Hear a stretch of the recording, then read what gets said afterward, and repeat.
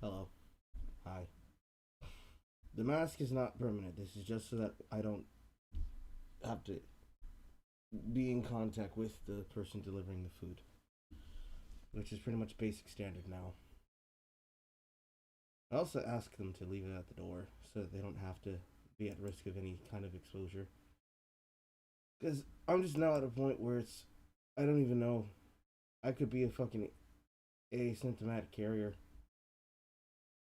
I just rather them not be exposed. That's just me. This is up. I have no idea if it's going to say that I'm up on my server. More than likely, no.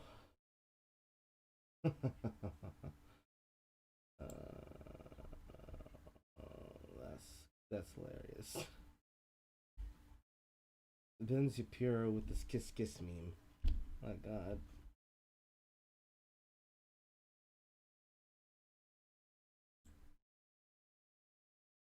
I'm just gonna retweet that.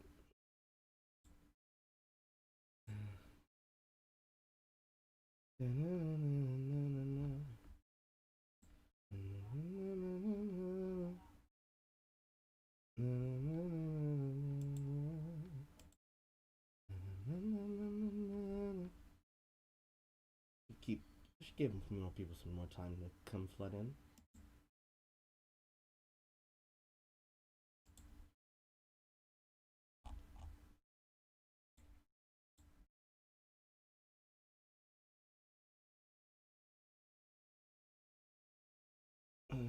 Screenshot of this.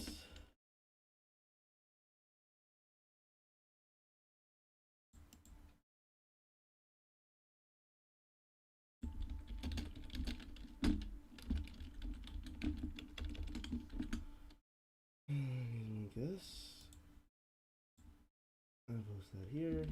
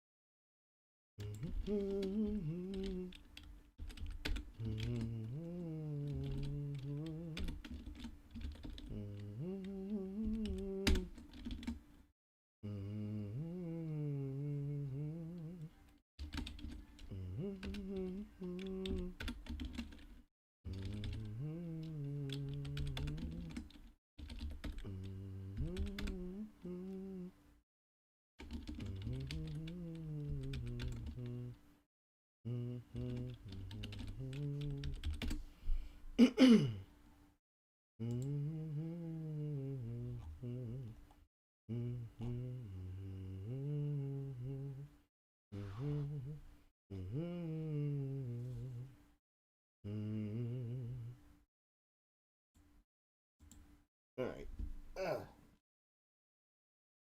Bitch. Bitch.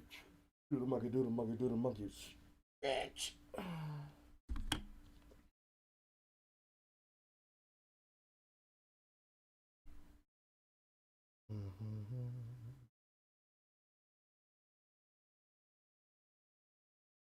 Lots of interesting angles of Sydney.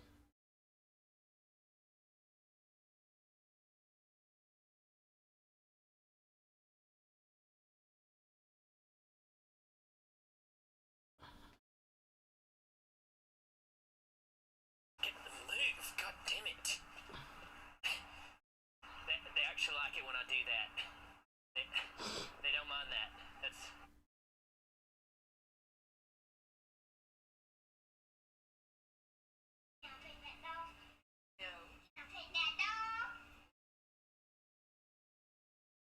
How long till the food gets here? It is 9:04. I ordered this food at least 45 minutes ago, not 55. It is being prepared? What? No? Yep, still being prepared. Okay. Alright. Okay. That's cool. So my food's not going to get here until probably the end of this towards the middle of the end of this broadcast, and then probably into the top broadcast before I switch over to Switch. Huh. Fun. Hello, Nick.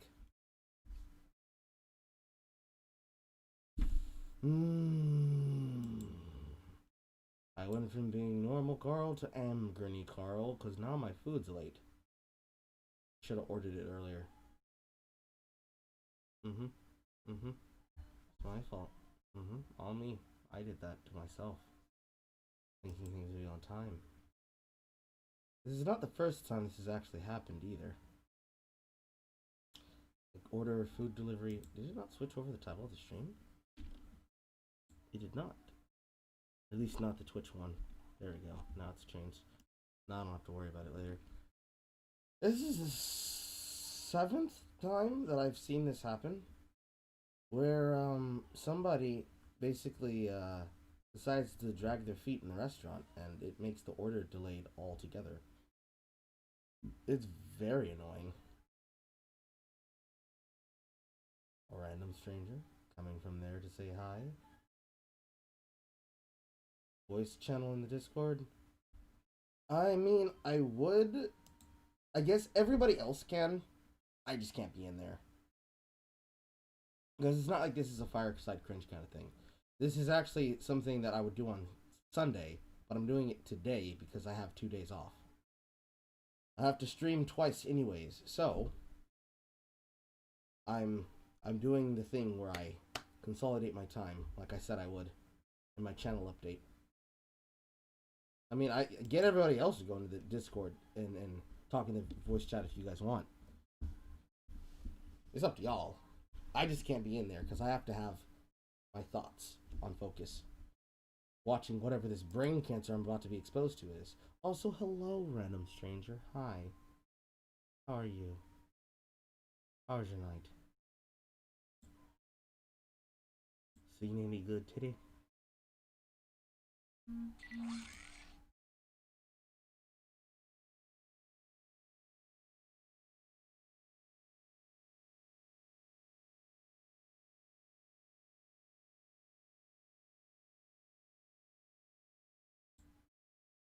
Body piercing ammo.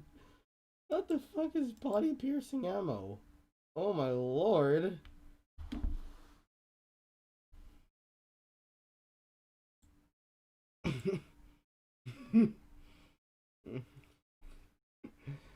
Razor fist tweet.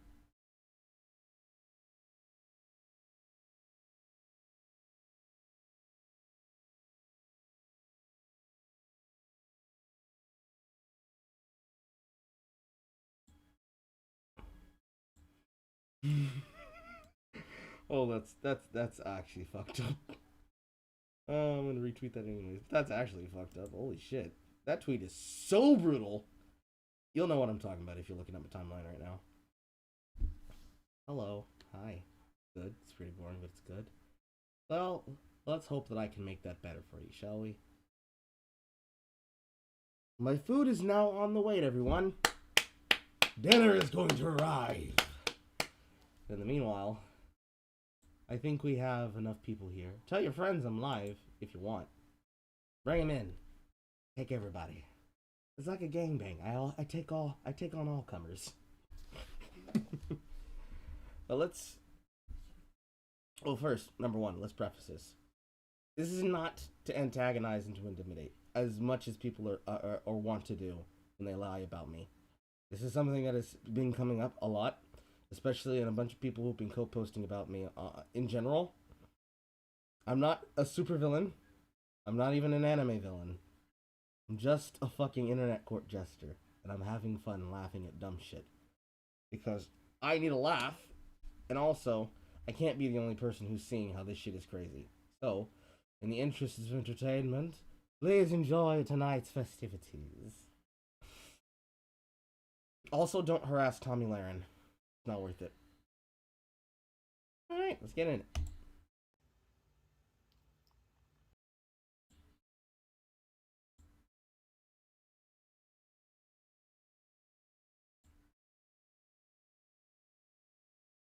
It has to buffer again because I've left it running for so long. Oh my god. Hold on, I'm gonna refresh the page. Now, yesterday I said that I was going to watch this, but I never got around to it. I actually passed out. I had it on the docket, and I was like, you know what? I'm not gonna watch it. It'll be funnier if I react to it live with a live studio audience, and I'm pretty sure everybody else is gonna have words for it. Cause like the way this video starts, cause this is the beginning of it, just sits here and does this. Or I think like 7 to 8, if not 10 seconds. What's up? Yeah, 7 seconds. 7 seconds of burning intense anger. The Karen is starting to bubble up from under the gills of the surface. She can't quite vocalize the words because there is no manager to call when you get your heart broken. Oh, I feel for her, but at the same time, I kind of don't. You know?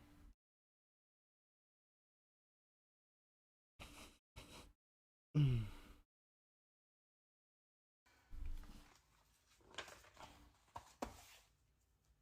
gonna let you guys trickle in before I start talking because this is important. So, waiting for you guys to get here. So, normally I do final thoughts and I do Instagram lives and I do rants about politics. There's plenty to talk about in politics right now. Do it every day, it's a great time. But something, as of recently, has been on my mind. And Full context, the reason why this has been on her mind bubbling under the surface is because she was engaged to somebody and then she got unengaged. Nobody knows if it's because she broke it off or because the man broke it off, but she's bitter and she wants to talk about it. Also, I'm going to put this on double speed because 14 seconds or 15 minutes and 57 seconds is going to go by really, really long because I'm going to be stopping and starting a lot. So, just do that. See if I can get the quality up any higher. Nope, it doesn't go higher than 240. Finally, somebody has a more shit set up than me.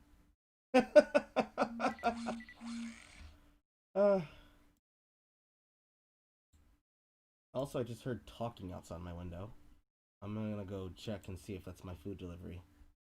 Hold on, I'll be back in 5 seconds. Probably longer than 5 seconds, actually.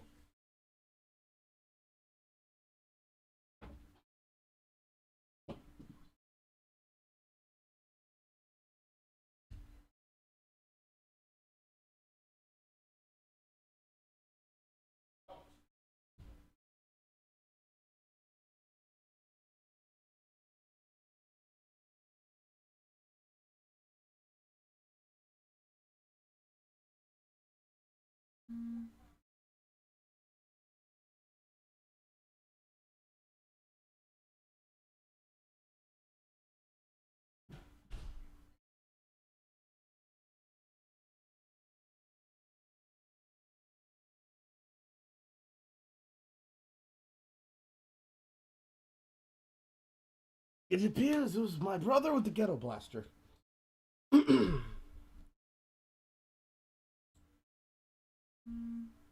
Also, that's the first time I've ever used ghetto blaster. Unironically, or ironically, watching it twice is pretty cringe. See, I just do that as a force of habit. I watch a lot of content to begin with, anyways.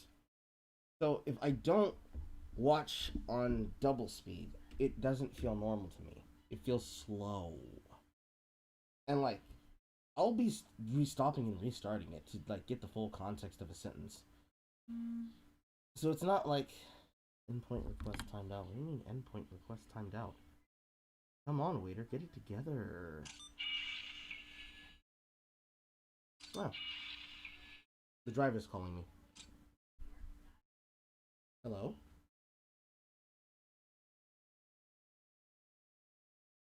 Yes, sir. You can put it on the chair, yeah.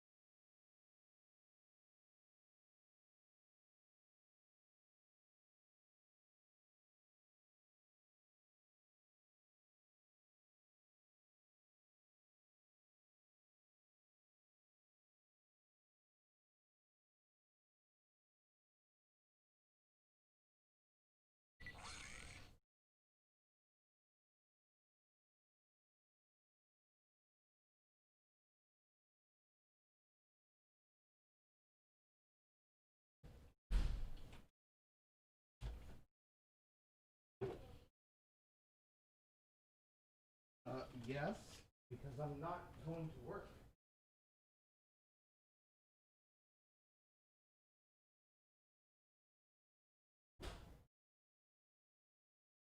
It's been all day, mother.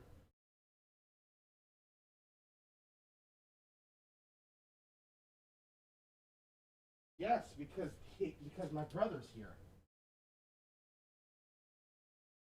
Just pulled up.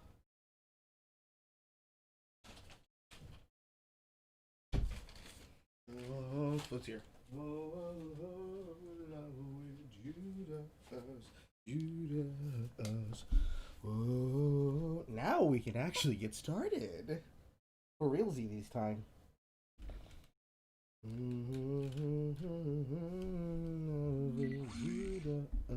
Judas. Whoa. This is gonna sound really weird to people who are not used to it being on double speed. I consider myself a teacher, a helper, someone who could possibly inspire people to be better. So, with that being said, this is a PSA for all the men out there and all the boys who think they're men, but they're actually boys. This is going to be the summer of canceling boys. All the men out there and all the boys that think they're men that are actually boys. Ooh, she is really manifesting that ex-husband in her future, ain't she?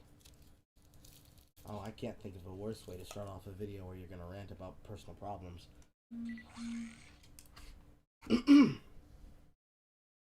Boys. Now, from my own personal experiences and the experiences of all of my friends, which range in age from 24 to 36, we all got issues. Now, I will. Why do you have girlfriends that are over the age of 30? How old are you, Tommy?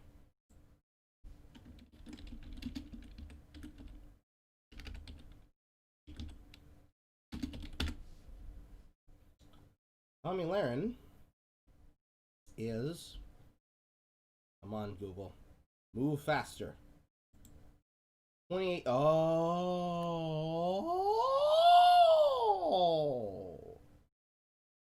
well, that makes perfect sense now, doesn't it?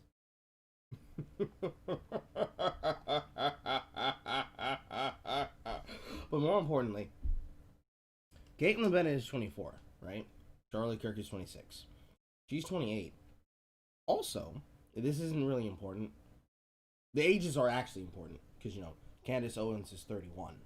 So that age range actually makes sense when you think about it. But this is not an important tidbit to this conversation, but it's just important because I find it interesting. Her whole name is actually Tomi Ray Augustus Lahren, or Lahren, depending on how you want to look at it like that. I find that interesting. You'd think a lady with a middle name like Ray Augustus would have a bit more sense on her heads when it comes to dating. Well, that's an interesting age range. What was that age range again? Boys. Now, from my own personal experiences and the experiences of all of my friends, which range in age from 24 to 36. So, from women who are still in the first half of the 20-somethings to women who are definitely settling into the wine-on age are your friend range. And all of them have experiences with fuckboys. That's what you're saying, Lahren, right? So I'm a fuckboy, and I don't recognize none of these motherfuckers that you talk about out here, because none of these ain't fuckboys. These are hoes. These are male hoes.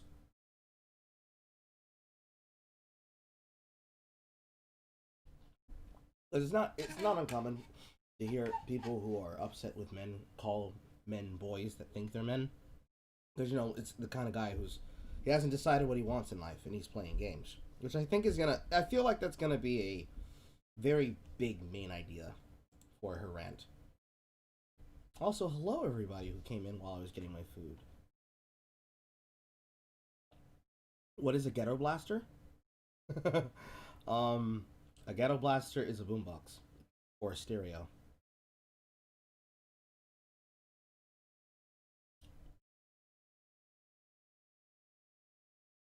Carl, don't I dare what? Don't I dare what? Don't I dare what? A real one or a cheap Chinese new one? What do you mean? I don't know what you mean. Oh, you mean a boombox? Yeah, I have a real boombox. We have several of them.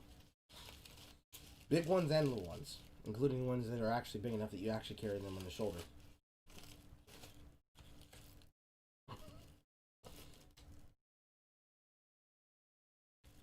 See, I just find the word ghetto blaster to be funny.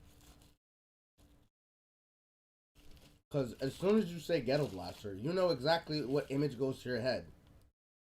1 to 2 guys walking down the street, one wearing a muscle shirt, the other one shirtless, looking like they just came off the set from Twas, like from Twas 2, Menage a Trois, Pandora's Box, you know.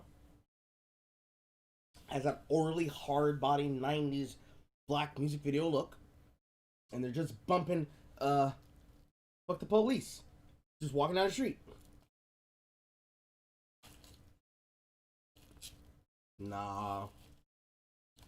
That's not a ghetto blaster. We call that a jive turkey dispenser.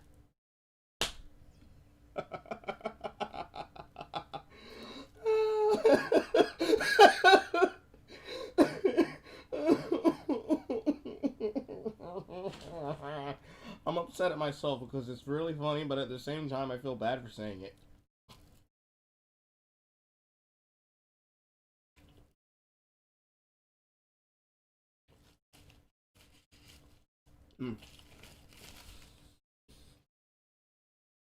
What was I saying?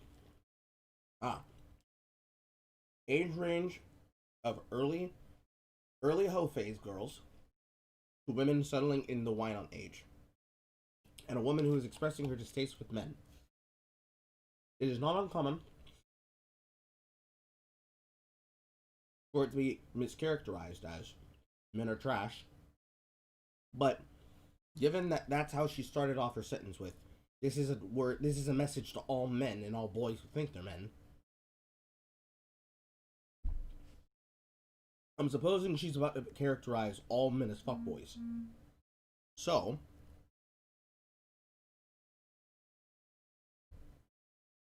there might be very high levels of sodium chloride here.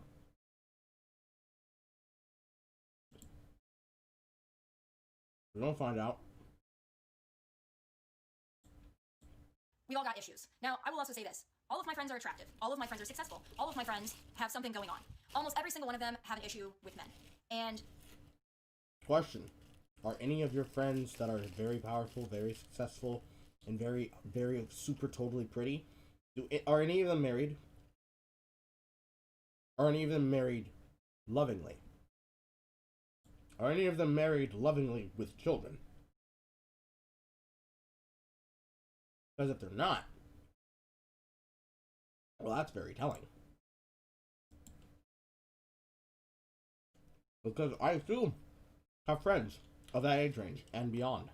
Because I have adult friends as much as I do have friends my age. And most of my friends, or at least most of the people who I know, who I can call friends, they are either married with children, they are dating with children, they are dating with the intention of marrying to have children, or they are teen moms and dads that have grown up and are raising more children. Co-parenting or not. And I have never seen any of them, literally, near not a one, ever complain about men being trash. The few who did, they were intentionally being hoes. Male or female. And the ones that kind of had a hoe phase, kind of snapped right out of it once they found themselves a worthy man. Or woman. But let's hear it Tomi out. Let's see what she has to say. You have to start looking at that and thinking, if an age range of that many people, including myself, living really all over the country, and being blonde, brunette, short hair, long hair, I mean, tan, super white, super pale, I mean, these women range in every body type and everything. They're all successful, they're all intelligent, they're all good people. But if all of these women, including myself, are having issues, then I have to think, it might not be us. It might be you. It might be men. Disagree. I'm gonna need to see pictures of all of these friends. Age range, body type, how much income they have, the specific areas of the country they're living in. But this is something that happens to coastal elites, But it doesn't happen in places like the Heartland. For me, I happen to live in the Bible Belt. Down here, hypergamy is very, very high. But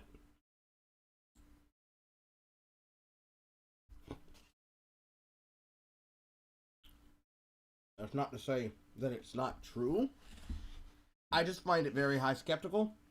Citation needed, press X to doubt.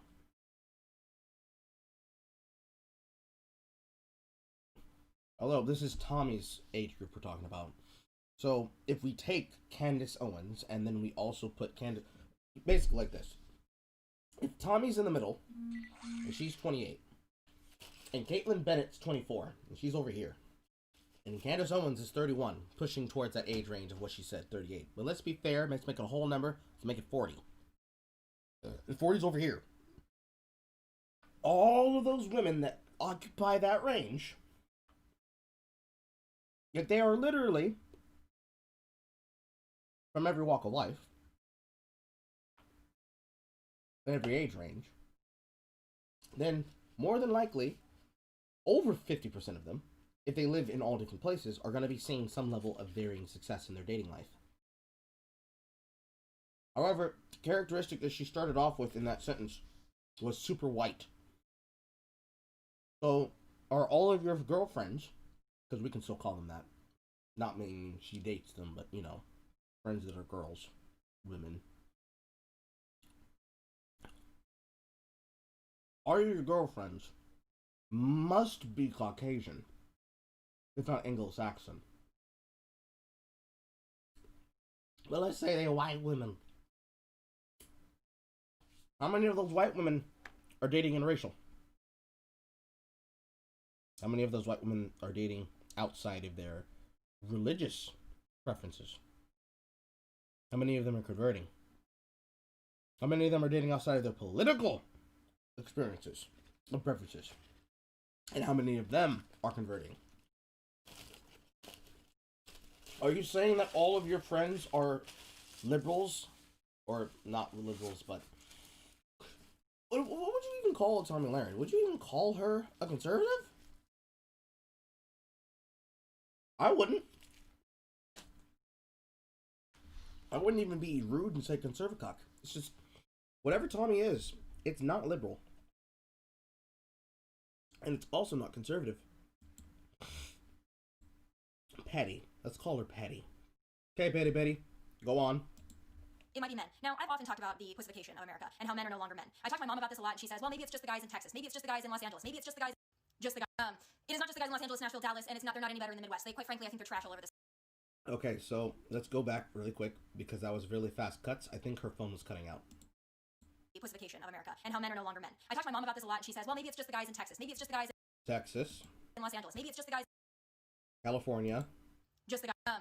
it is not just the guys in Los Angeles, Nashville, Dallas, and they're not any better in the Midwest. Dallas, Nashville, Los Angeles.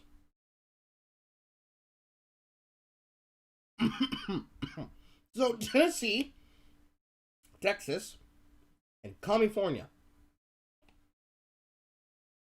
A hyper blue state, a purple state, because all of the commie cucks from California are trying to move to places like Arizona, Nevada, and Texas to try and flip them blue, so they can make it into Commie Boogaloo Part 2. And I'm not sure why she would say Tennessee.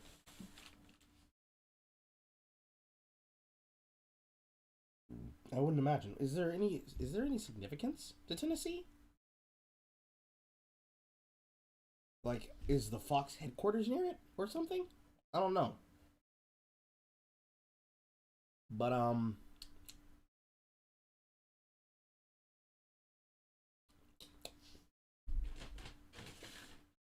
this is not green apple.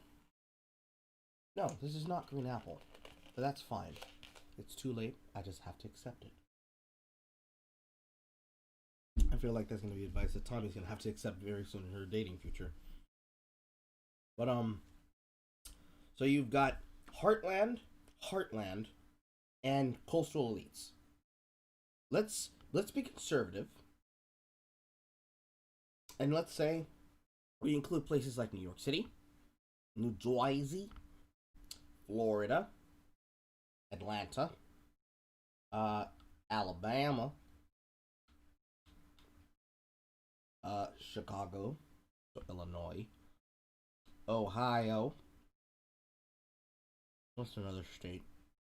I said Arizona, Utah, and just to round out the list, Oregon. And also let's include Washington, D.C. Presidential pussy needs love too.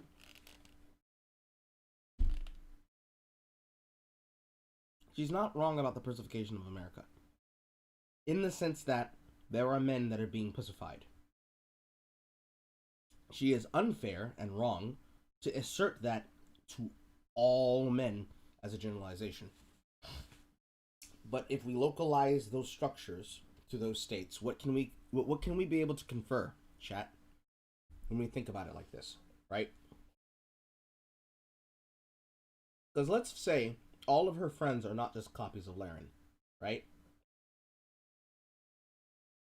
If you can think of them, think of all of the political women whose names you know of, or at least whose faces you know of, who use politics as a platform. Think of all of those women and throw them up there and say that they're her friends. Not exactly that they are, but they're stand-ins for them. And then also include people like Caitlin Bennett. Maybe throw in a couple of people who could go up there who are very gainfully employed and also in dating relationships, if not married to the partners, like Kenzie Puff. I think Kenzie Puff is like what? An anarcho-capitalist? But throw Kenzie Puff up there too. I'm going somewhere with this.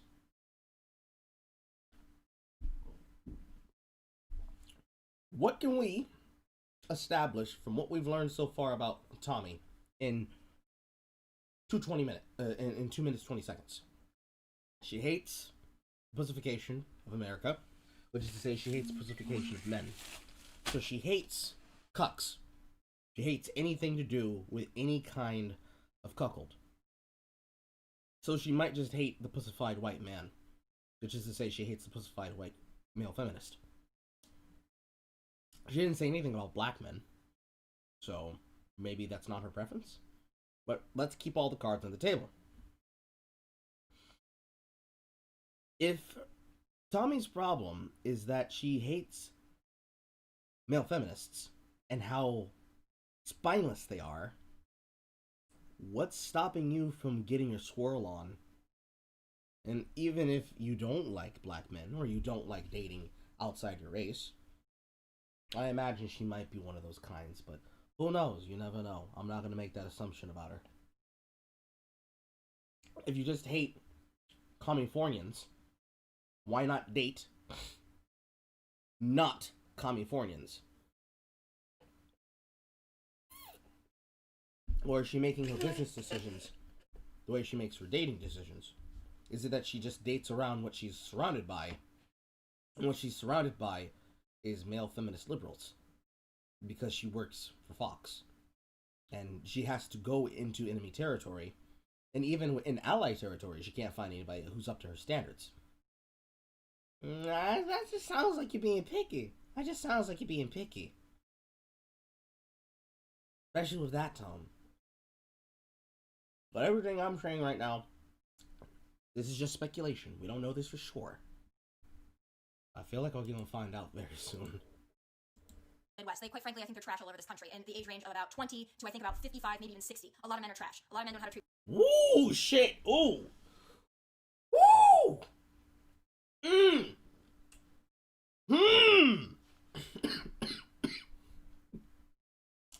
Interesting. From 20 to 60, all men are trash.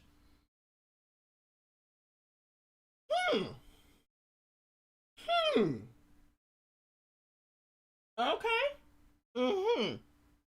Pray tell, what has made you come to this conclusion, Tomi?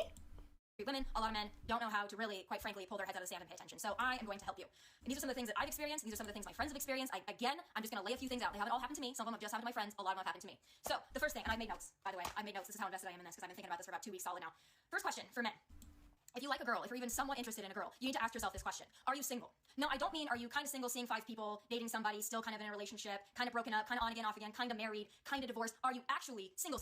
That means single. You have nobody. You have no complications. You have no attachments. You are actually single. That is the first question. Believe it or not, it needs to be asked. And ladies, you should be asking it because in 2020, it's not a given anymore that a guy that's actively pursuing you is actually single. So that's the first thing. She's not wrong, but again, you just confirmed something that I was suspecting. And that's that Tomi Lahren hates the fuckboy mentality. Ooh.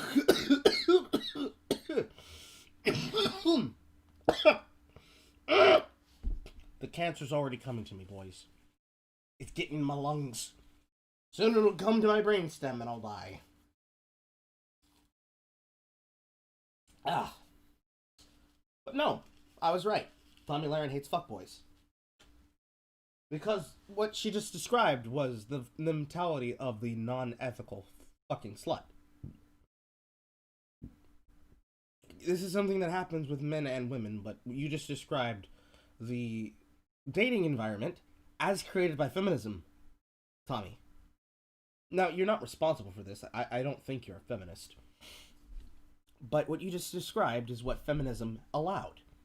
In an environment where women are allowed to say, I can ride as many cocks as I want on the cock carousel, every fuckboy recognizes that any woman who believes in this is easy and free pickings. So, you say whatever is necessary to get them into bed, and when she decides she's done being a hoe, is when she settles down.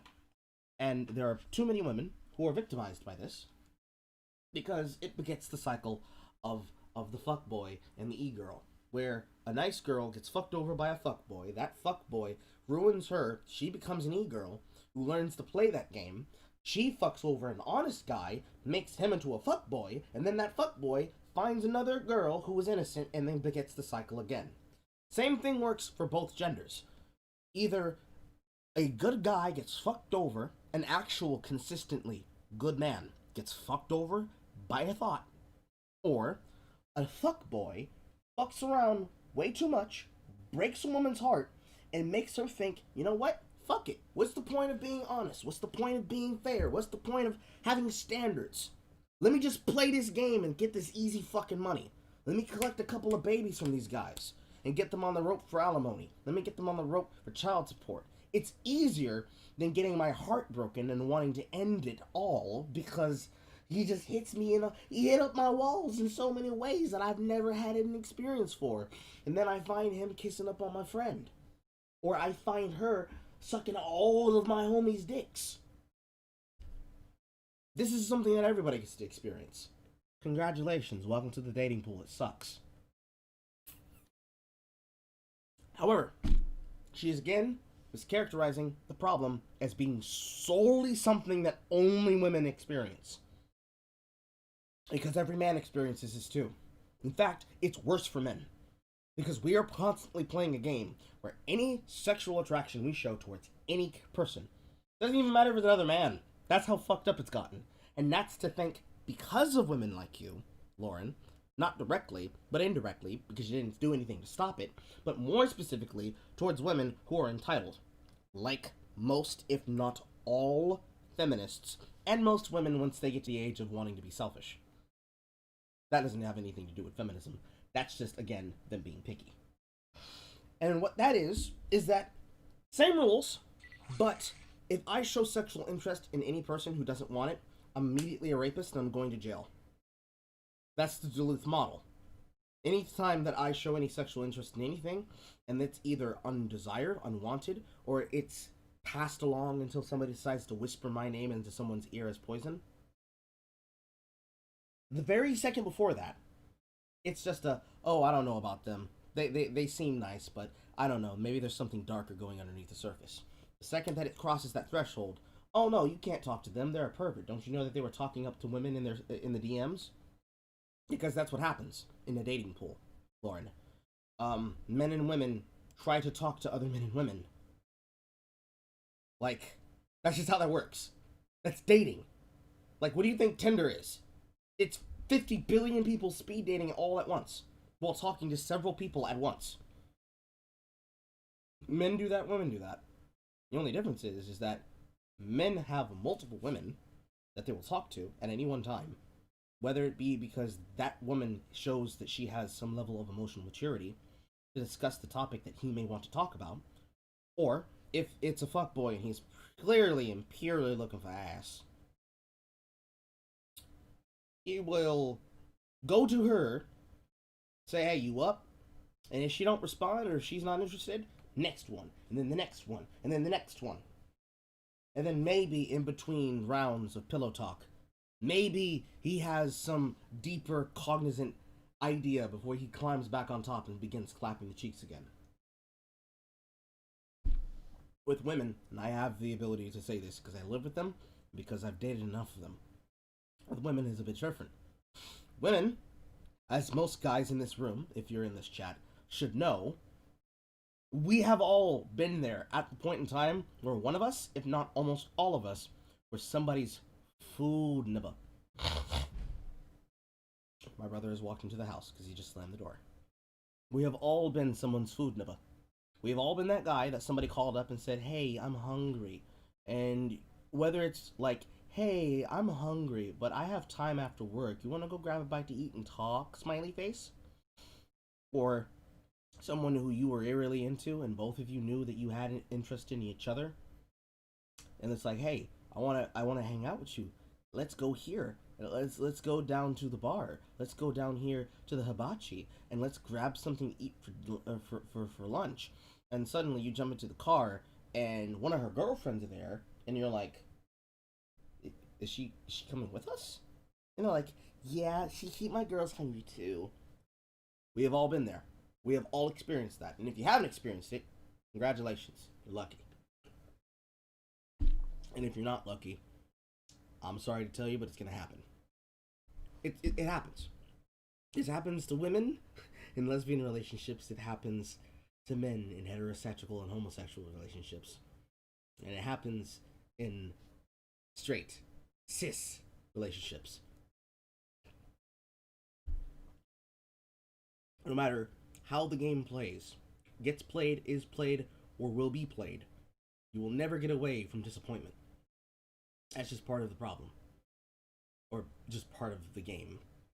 If you consider it a problem, it becomes a problem, yeah. If you find a guy that you're interested in, or you find a girl that you're interested in, and she just plays you, you're like, damn, I really thought I had something with her. Oh well, and then you move on to the next one. That's why you try not to do too much investing up front.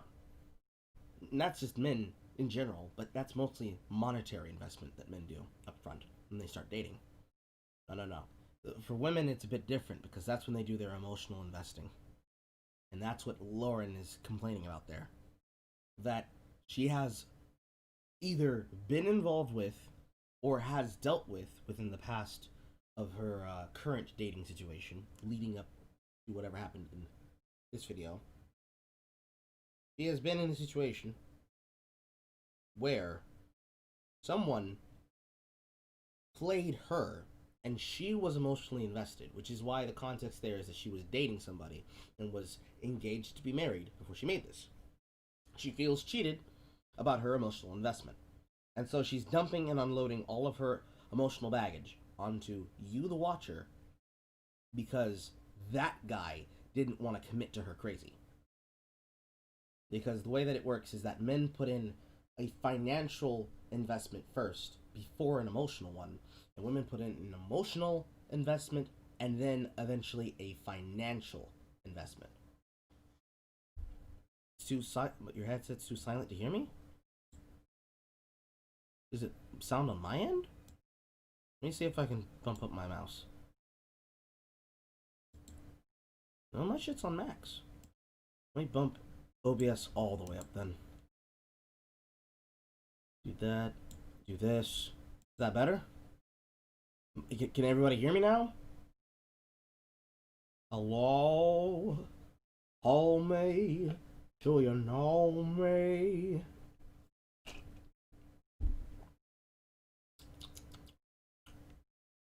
It's fine. I don't know. In any case, goodbye, random stranger. I hope you come back next time. Because I will be streaming after I do this. Because I'm going to go to Twitch and stream my normal schedule today. Well, a schedule today. Because it's my days off. My first day off, actually. What was I saying? Oh, yeah. Women do the emotional investment first. And then, if the man is not trash by her standards, then she'll do financial investments into him. Because now he's worthy. Men, it's a question of, how do I keep her around in order to find out if she really just likes me for my money and my stuff, or if she likes me for me. That's why that works out like that. For a fuckboy, that's not a problem. It's not an issue of money. It's an issue of investment, and it's an issue not of emotional investment and not of financial investment, but of emotional, mental investment. How much of a fucking headache are you to me? And do I want to listen to you talk for over an hour? That, in reality, is what happens there. If you don't understand that core value there, and you consider that every fuckboy just wants to have sex with you, then you're never going to understand the reason why you're having problems with men. And you're going to mischaracterize every man as a fuckboy. Because it's weird, because it's the difference between a fuckboy and a hoe. A hoe will clap cheeks with just anything because they a hoe. A fuckboy has ethical standards. Just because my penis is excited does not mean that my heart and my mind is. You must mentally stimulate my mind and my loins in order for me to give a shit. It's not easy to do that. Because I don't like people. And I don't like people because reality is often disappointing. But that is the triangle cycle there. If you wanted to make a triangle graph between a financial investment, a emotional investment, and a mental investment, between men, women, and fuckboys, that is what creates that balance and that unbalanced imbalance. It's hard to understand unless you are physically experiencing it for the very first time. But in this situation, that is what Tomi is complaining about. Now, she doesn't know any of the things that I just said. But let's listen to that again with the full context of what I just said. Right? First question for men. If you like a girl, if you're even somewhat interested in a girl, you need to ask yourself this question. Are you single? No, I don't mean are you kind of single, seeing 5 people, dating somebody, still kind of in a relationship, kind of broken up, kind of on again, off again, kind of married, kind of divorced. Are you actually single? That means single. You have nobody. So, in that, we heard several different types of conditions of a relationship. We heard the general idea of fuckboys, fucking around, butting around, hoeing around. But then we also heard, are you kind of still in a relationship? Are you still kind of married? Are you hung up on somebody? Sometimes some people date to try and find people to socially climb on, like a monkey ladder, right? And then we have some people who are in marriages who are separated that are just looking. And they're looking because they're looking for something to either hold their attention and time, or they're looking for something emotionally that they're not getting out of the relationship, because sex may or may not be a problem. If it's just something physical, again, fawning around. But if it's something emotional, that is where that comes in. And then there's just the single.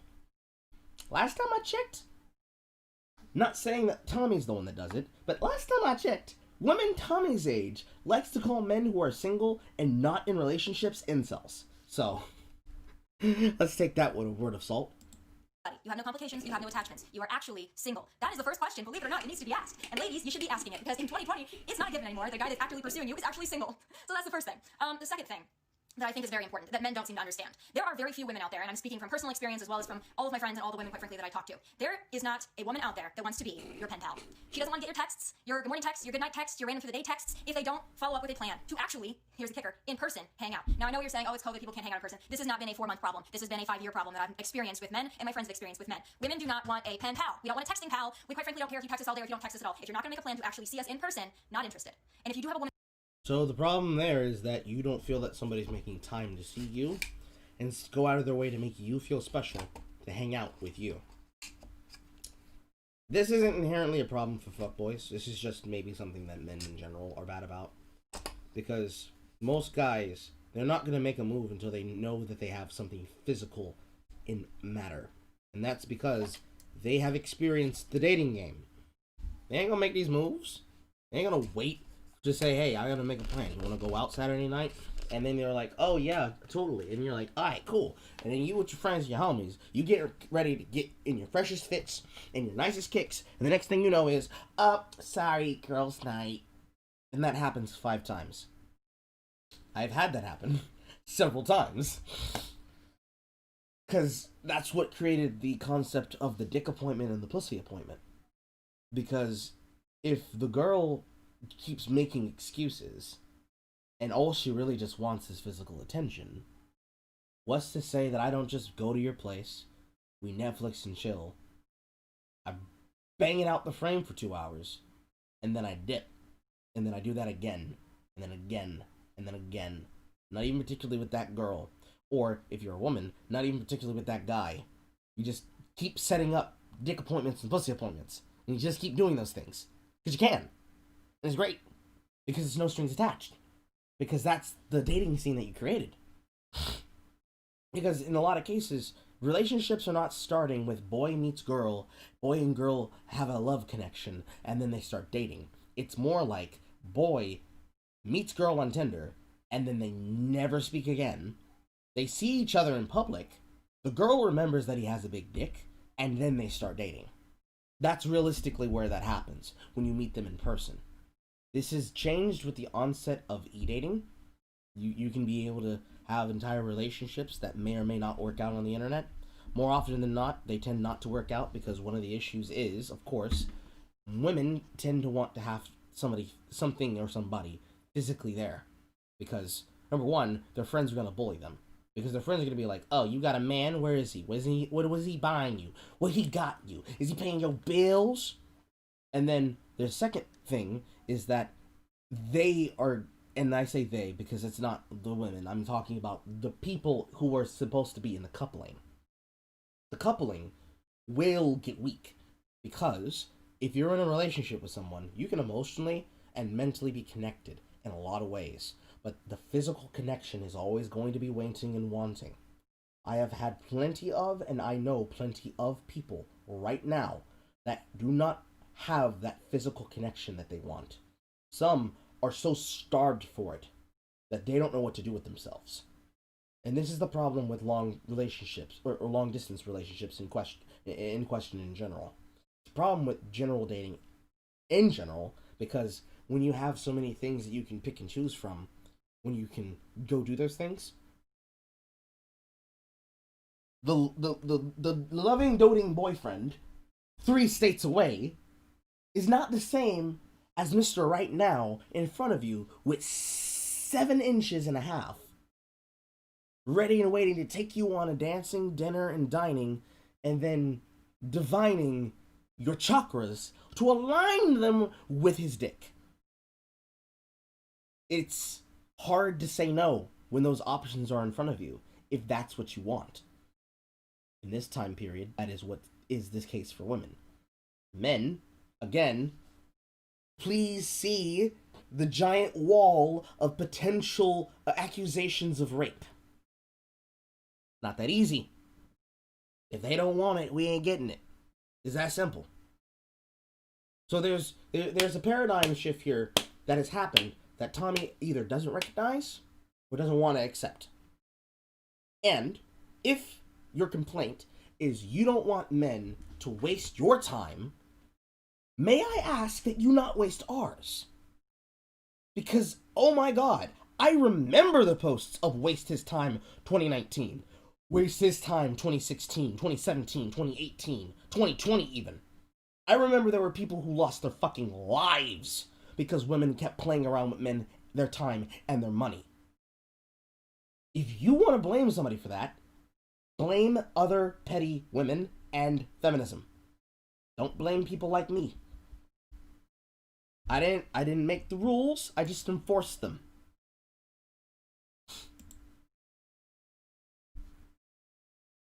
Sarky Swan says... He says two things, actually.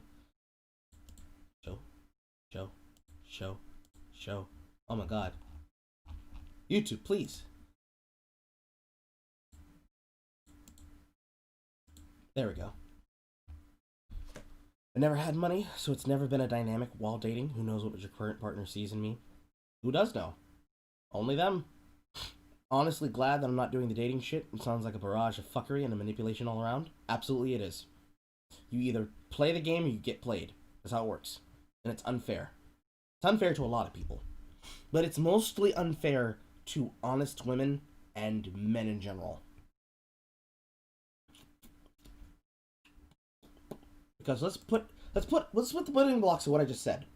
All that, condense it down, boil it. What is the problem that Lauren is experiencing, and how can she solve it?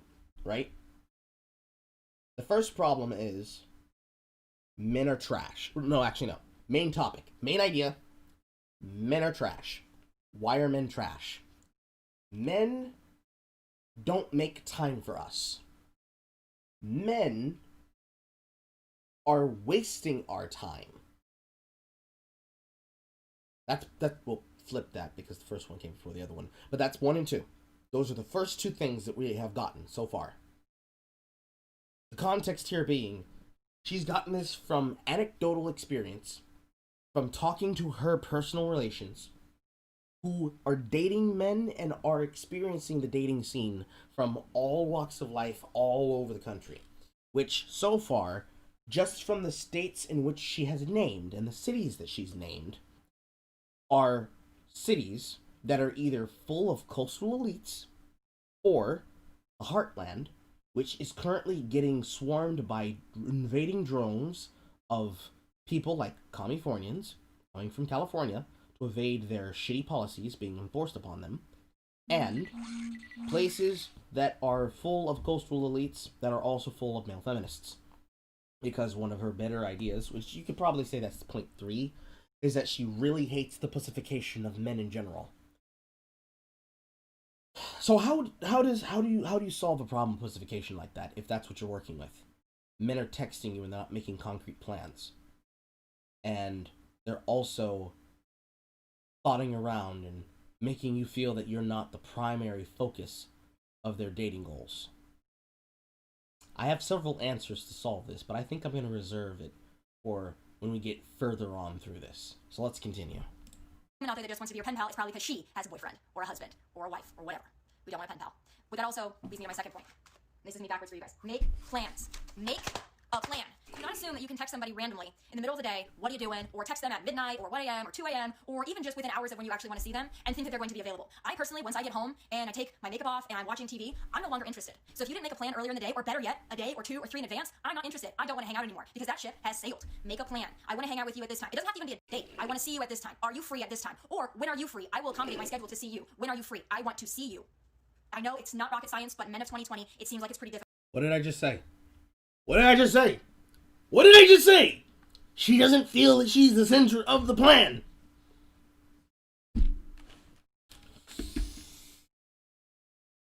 It is not often that we celebrate a W of this size. But today, we shall savor it. Delectable. So now that I've snatched out the soul of the first of Laren's mini problems, I'm going to have to concede a little bit of ground here. She's not wrong. Men are horrible with making plans. I cannot tell you how many times I've even called up some of my personal friends and said, hey, you guys want to go do a thing? Now, this is a bit different because I'm still in the college age. I'm 25 now. I'll be 26 later this year. From 18 to 24, whenever I wanted to go out and do something, I walked from my house, I went to the bar, and I said, yo, who up? And then everybody else came. When somebody wanted to make a plan to go see something like Power Rangers 2017 with my high school age friends, when I still used Facebook, I said, yo, who wants to go see Power Rangers? They hit me back in the snap. We got together, fresh to death, tight as fuck, and we were there, and we hung, and we drank, and it was good. Whenever I was working, and I wanted to, again, go to the bar, I usually went by myself. I made a plan. I said, yo, who wants to go? I'm already here, so if you coming through, come through, and they came through. Of course, this is guys I'm talking about, but I had a couple of girls who did this. One of the girls, who is no longer a personal friend of mine anymore, because she was on that house shit, was a bartender for one of the situations where these epic dude bro ragers would go down. However, Tommy is not wrong. Most men are bad at planning, because most men realize they ain't got a lot of time on hands. Because remember, we're dealing with a giant pool of a lot of women, right?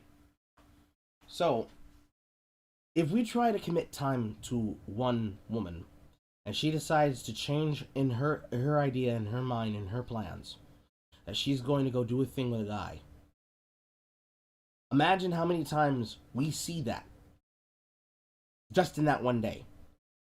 You know? Because let's say the rules are in application, right? When she gets home, she's no longer interested in plans, which means by the time noon rolls around, there is a 85% probability she's not going to hit back on the text. Even if you say, hey, beautiful, how you doing? I'm going to go out later today. Do you want to come with me? Now, granted, you're going to have to give her time. And by time, I mean an actual date, an actual time. We're going to go to X by 10:30. We're going to go see this at 3:30. We're going to go out for ice cream at noon. But make plans with people. They will usually go. And I know this for a fact, because when I make plans with people, I tell them what I'm going to do, and I ask them when they're available. And then they decide what time they have that they're available, and we make plans around it. Because it's not a matter of women want to go out and men are not interested. It's a matter of women want to go out when they decide, and men are trying to go out whenever the fuck they can. So in most cases, if Lahren was to have her way, she could be able to get somebody to take her out for dinner and dancing and dining and divining. But if a guy just happens to hit her up at the wrong time of day, texts her at 2 a.m. because he's up and he's going to be awake for 20 hours because he's still got the energy, and he's also has a copious amount of energy drink in his system, she's going to say, no, I don't want to go out. And she's going to spend all day in bed in her pajamas watching Netflix. Meanwhile, that guy is already talking to one of her friends, if not her best friend, if not one of her hoe friends, saying, hey, you want to go out? You want to go do some shit? Yeah. And then when she's sitting at home watching Netflix, wondering where's her girlfriends who were supposed to be there, the entire squad has scooped all of them up, and they are all out partying, if not clapping. I ain't talking about a round of applause neither. So, yes, men are bad with planning. But women are really bad with the acquisition of control with plans. That's something that they have to let go of. If we live in a time period where we're truly equal in current year, this is something that women have to give up. They have to give up trying to be the domineering control and power in dating situations and relationships. They're not going to do this because it's just one of the few powers that they're supposed to be promised by virtue of having a womb. They get to decide when they date, they get to decide when they go out, they get to decide when they're sexually interested, they get to decide when they're romantically interested, they get to decide that they get to decide. It's a hard thing to let go of power, but you might realize the second that you let go of it, you're going to start having a great situation lined all the way up for you. Because now, when you take the onus away from the woman, where she has to declare that if shit's not going her way, it's not fine at all. When she starts moving at the man's pace, if he actually has a plan, like, hey, I don't know what I have for free time, but I'm going to hit you back in an hour, and if you want to go out and do something, we can go do something. If you just give up, just a little, just a teeny tiny bit, just a little bit of control. And you're like, okay, cool, hit me back. And 10 minutes later, he's like, hey, I have 5 hours. You want to spend 5 hours out on the town? You spend 3, you go back to his place for 2, you feel happy and good about yourself later. You don't even have to do anything. You can literally just sit there talking on the couch while watching television and laughing at bad shows or really good comedic shows like Two Broke Girls. Just doing that opens up a world of possibility. Because now, you're opening yourself up, you're allowing them to have some control, if not allowing them to lead, and it does one other important thing. It builds their confidence. Because the men you're trying to date have little to no confidence. Because they've been shut down at every turn. They don't know what to do because you demand that they do what you're telling them. And then when they do what you're telling them, you say, no, not now. So you expect them to just wait in the wings like a fucking idiot, waiting for a chance and opportunity. Oh, I really hope that Laura's gonna pick me. Oh, I'm gonna take her out for dinner and dance, and then I'm gonna take her to a movie. Only for him to message you at the wrong time. Or even if he does everything right, you just say, no, I don't feel like it. I'm gonna stay in. I did everything else about you.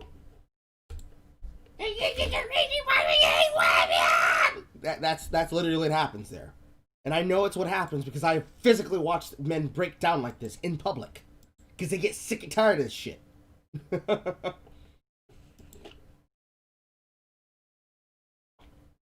So, if what you want is for men to listen to you, that's how you solve it. That's the first step.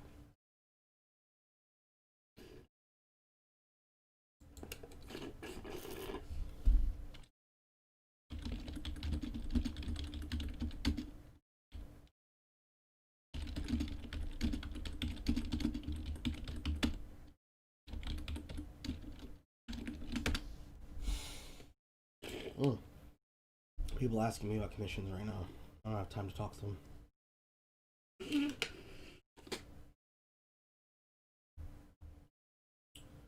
But yeah, there's 50 billion ways that you can approach that.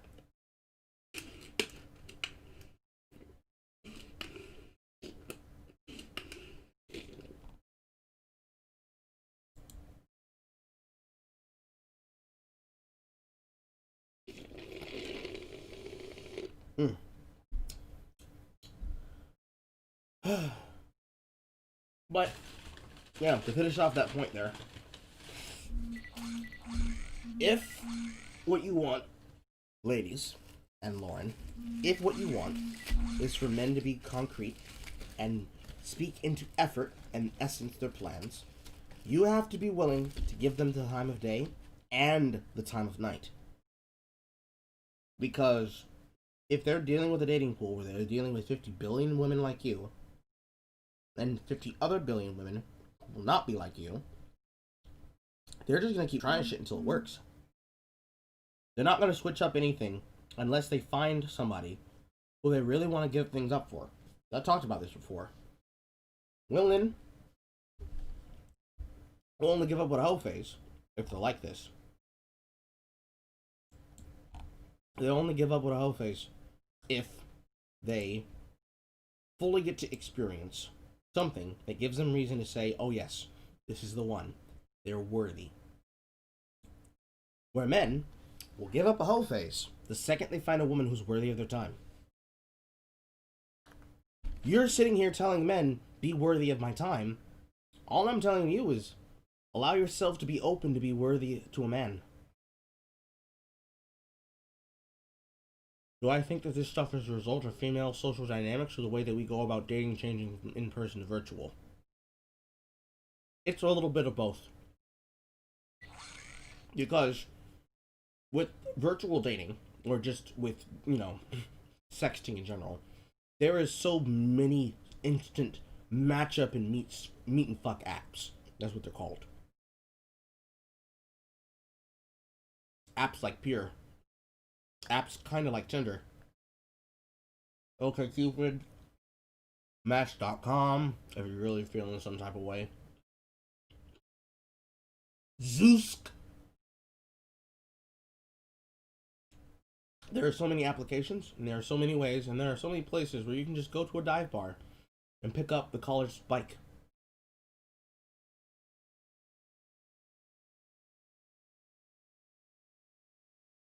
And me, I live in a college town. So, I see this happen a lot. You didn't know that I was older than you? You thought I was younger? Was it my youthful disposition? Or was it that I still look at the world like I have hope in my heart?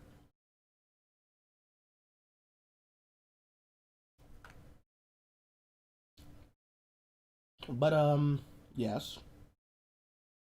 It is a result of both a combination of the female social dynamics as well as the dating pool opening up because of online dating. Like, I'm not sure how many people are watching right now, but think of it like this. Imagine that Tomi Lahren and her faceless unknown friends, on that scale that I was talking about, from Caitlyn Bennett to Candace Owens and 40, you could really go 40 plus because MILFs are a thing. But at that point, I don't think Kellyanne Conway is going to leave her husband anytime soon. But we're going to have to slap Kellyanne Conway's daughter up there because she's really stretching really hard.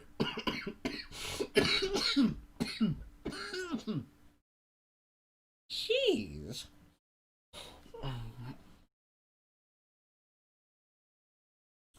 No, you're okay, Snarky. I mean, I wouldn't even call it a male-female dichotomy because males just don't have any power in the system. It is females versus the social appearance of what they choose to get to do when they go out and date. That's really what just causes that. It has nothing to do with men, because men have no power whatsoever. We're at the mercy of the rules. That's why fuckboys are able to operate so well in this environment. Because we follow the rules. It's just that women like Tomi Lahren doesn't like it when the rules don't work in her favor.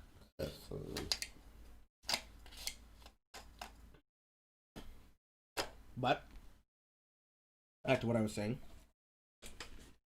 Think of it like this. Take all of those women, from Caitlyn Bennett to, let's add Kellyanne Conway. Because honestly, even though she kind of looks like the Crypt Keeper sometimes from the right angles, she can still get it. From Kellyanne, from there to there,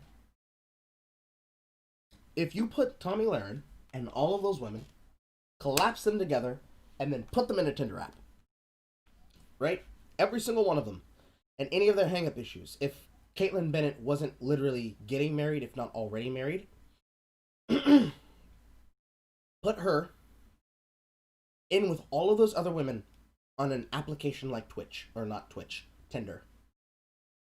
What am I thinking of Twitch? Put them on Tinder. Swipe, swipe, swipe, swipe, swipe, swipe, swipe, swipe, swipe. Would you swipe left on Tomi? I wouldn't. Because that's realistically what causes that problem there that I'm describing. We don't want to put in the time and the effort because we already see that we're dealing with damaged goods. So, why would I waste my time on someone who does not deserve value and has no value, but will demand that I look at them as though they are the best thing that will ever happen to me that week, if ever, in my life? And they're not even willing to give me the time of day to answer my fucking texts. That doesn't make guys feel good. That doesn't make women feel good. Because that's the same kind of attitude that I've seen and I have directly experienced from lesbians. They will treat women like dog shit. The same way they treat men like dog shit. And it has to do with that emotional dichotomy.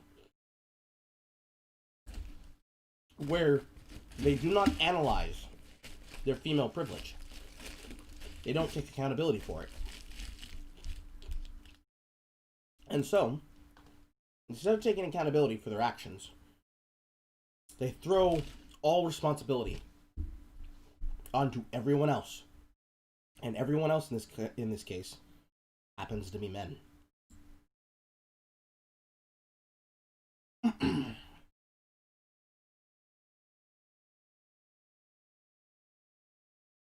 I feel like I need to go to the bathroom.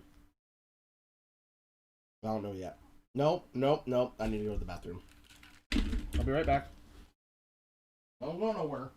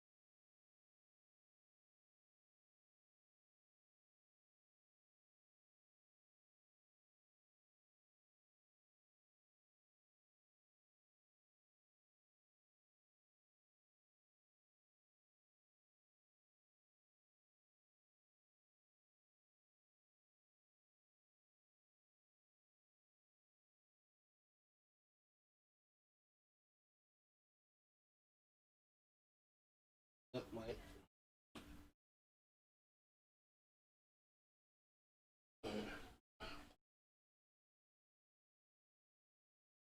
Before this bastard complains. Time to go on to drink number 2. Alright. So, if anybody, because there might be some new people who just joined, the thing that I'm trying to get across is that Tomi is right now, in her arguments, the way that she's ranting about these issues, she sounds no different than a femcel. And every single thing that I've said so far has been on the fucking money. And remember, I have not seen this. I have not looked into this. This is all new to me. I should not be able to make these predictions like this. Which tells me, and should tell you, audience members, that there's something very, very seriously going wrong in her head. Because this sense of entitlement is way too off. There's no way that she can say these things and write these things down and stew and ferment on this, to rant about it on social media, if it's not something she's gotten hung up over. Because that's why I said she sounds bitter. Either someone fucked her over, something furious, or she's not telling the whole picture. It's one of those. It's one or the other. It can't be both. Get back into it. Difficult for you to figure out. And I'm not a feminist, so please don't take this as a feminist rant. I love men. I think men are great. I think men have failed themselves, and they failed us, and I'm just trying to help you out, because I think there are a lot. What she's describing is not men. She's describing a... Well, not even a fuckboy. She's describing a boy toy.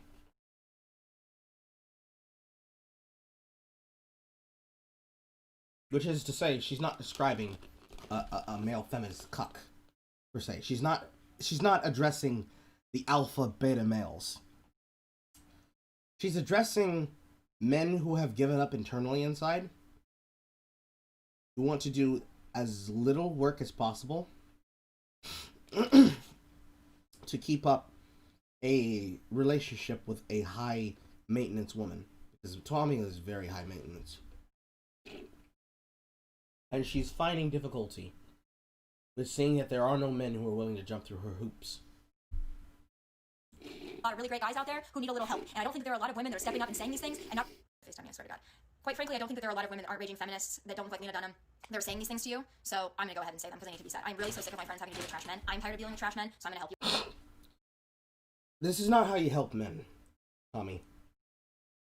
It's just not.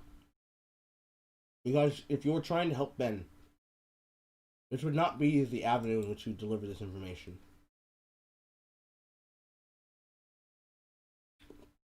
Like, if you wanted to help men, you would do what the girl who helped me get out of my incel mentality in 2016 did. And she fucked my brains out. You would find one of these low self-esteem guys, and you would pull him up by his fucking pants, and you'd say, listen, I'm here until you no longer show proof that you are ready for this. I will fuck your brains out. I will help you. I will financially support you. I will emotionally support you. I will help you in any way I can. As long as you show me that you have drive and initiative. If you wanted to help men, you would encourage your girlfriends to do the same. Because there's nothing that makes a man's penis harder than loyalty. Nothing in this world. There is nothing like a dame. Nothing in this world that can break it out the frame. That is anything like that dame. Because when a woman's loyal, I no longer have to concern myself with if she's a hoe. Because this is where that nebulous behavior comes from.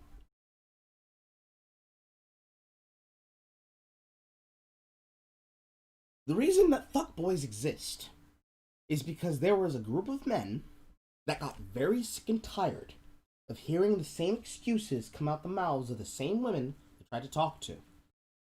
So, instead of getting the reach around, because, again, the cycle of the fuckboy that you thought, the fuckboy, the newly minted one, after he got his heart broken for the last time, he said, fuck it, I'm not gonna talk to them as though I respect them. I'm going to treat them the way they treated me, like a piece of meat. So I'm gonna find the ones who are going to stick and move like a piece of meat. This is the reason why Helena Live has that famous clip that I used, or famous clip that she had that I have used, to display what a honest e-thought or honest e-girl looks like. Even though she kind of cratered eventually at the end because she didn't want people to lure themselves on her mother the way that they did on her, the way that she trained them to, like rabid attack dogs. But this is... this water smells skunky.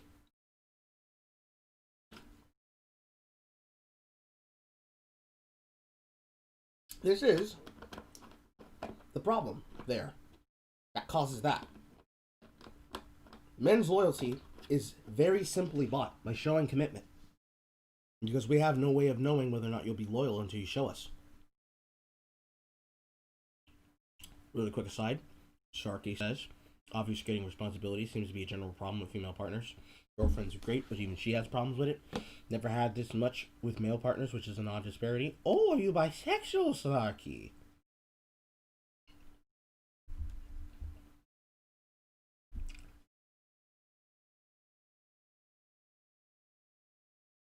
But, back into it.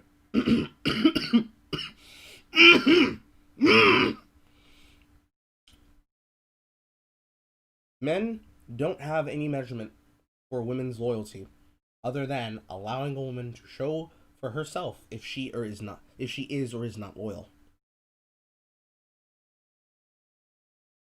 Women gauge men's loyalty by how willing to put up with their bullshit they are.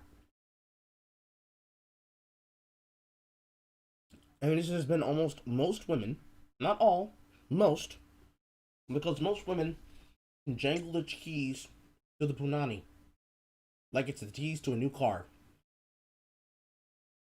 If you do everything I say and you do everything that I tell you to do and you give me all of your fucking loyalty, you might get to drive this.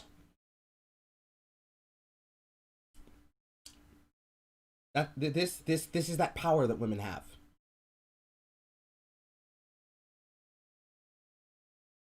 This is the reason why femboys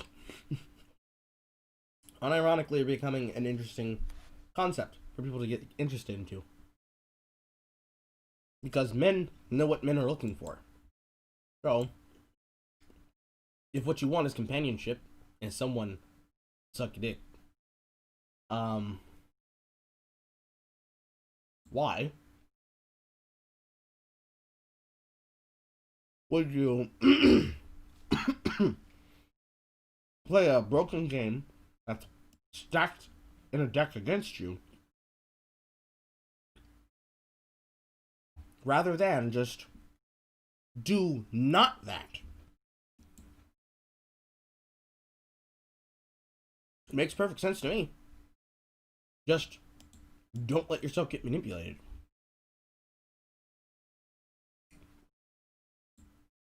Just don't allow them such control over you. Because the inverse of what happens here is an interesting thing. Because in the situation where a woman treats a man like he's a dog, that he needs to listen to the Pavlovian bell of the punani in order to receive the reward, that is maybe 15 minutes of the trashiest sex of his life, onwards and forever into the future. The opposite of that is a man hits up a woman, they get serious, he says, listen, if you're serious, you will never have a problem with me being a hoe around other women. The woman says, okay, but she's a bit trepidatious because she's been fucked around before because she's fucked with fuckboys, and maybe that guy is a fuckboy. And where, in the opposite relationship, the woman's gonna throw shit test after shit test after shit test after shit test. For the guy, his shit test is literally ever hearing that she cheated on him once. And the way it balances out is that if he does not cheat on her, she cheats on him consummately, then clearly to her, it was never real. And so, he will just tune out entirely. Fuck it, it's dead. And he'll go searching for another one. And then he will drop that one and get with a new one. Same principle. Same shit. This is what we were talking about earlier. That's why I said it has to be a fuckboy that she's complaining about. Because this is how fuckboys move. Because most fuckboys are not fuckboys just because they're hoes. They like sex. I like sex. But it has nothing to do with pussy. That's not the thing I'm looking for. I'm looking for values. I'm seeing if you have what it takes. Some women just don't. Because they don't want to give up that power. They don't like to move at their pace and get what they want. They like to have it their way. This is Burger King, bitch, not Burger Queen.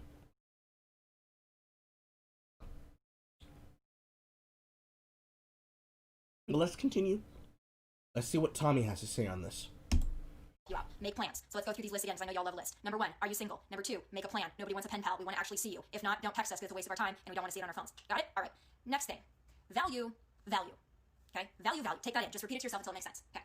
If you want to date a girl that has nothing going on, then that's fine. But please do not mix in people like me and my friends who have something going on with your other girls that have nothing going on. And by nothing going on, I mean this.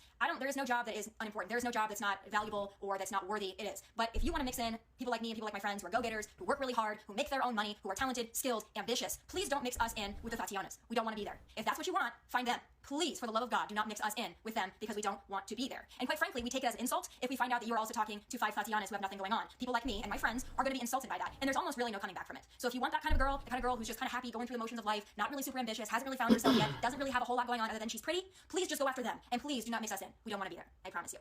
So value. There's a lot of women out there that I know that are my good friends who have amazing jobs, who work really hard, but who can't seem to find a decent guy, even if they go up in age 5 to 10 to 15 years, because those guys all want to be with 21-year-olds who have nothing going on. It's very unfortunate. I don't think it's going to be fulfilling, but I would say to the men out there, try to maybe find a woman that you can talk to, communicate with, might actually have her shit together, might actually be ambitious and have something going on or want to have something going on. I don't care what she does. She doesn't have to be on TV. She doesn't have to be a PhD. She doesn't have to be a television producer. She doesn't have to own her own company, but be ambitious and have something going on. Those women out there are going to be a lot more fulfilling to you. You're actually going to enjoy your time. And if you actually might want a sustainable and healthy and stable relationship, that's probably the kind of girl you're going to need to find. Not the Tatianas who just want to look cute and post Instagram stories. Now, I love a good Instagram story. Y'all know I do. I love a good boomerang. I love a good whatever. But if that's all you do, men, if that's all she does, probably Houston, we have a problem. I'm just going to let you in on a little tip. The next thing on my list is this. Consistency. Okay, there's a lot of information she just dumped there. And I'm going to let you know straight up. I agree 90% with it. The 10% is the fact that we still have to keep in context that Tommy's not telling the full story here. Right? The way that I know is because she used the word Tatiana. Oh, Tatiana. Tatiana. That's a word I haven't heard in a while. I haven't heard somebody who's not this complexion use the word Tatiana. Interesting. How would you know what kind of person you're pursuing via online dating? When versus, let's be real, the superficial kind of dating, it seems unrealistic. For me, because this is how I do it, it's not going to be the same for every person. I don't know how fast and how slow you're watching this.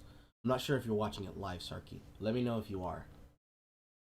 But the way that I determine what kind of a person I'm dealing with when I'm talking to them is I will talk to them about inane, nebulous shit that will only be important to the kind of people who are on the wavelength, understand, and receive it.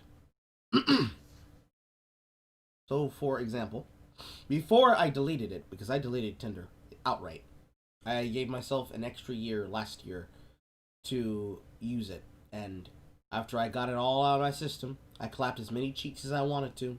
I dumped it cold turkey, and I haven't used it since, especially after my dog died.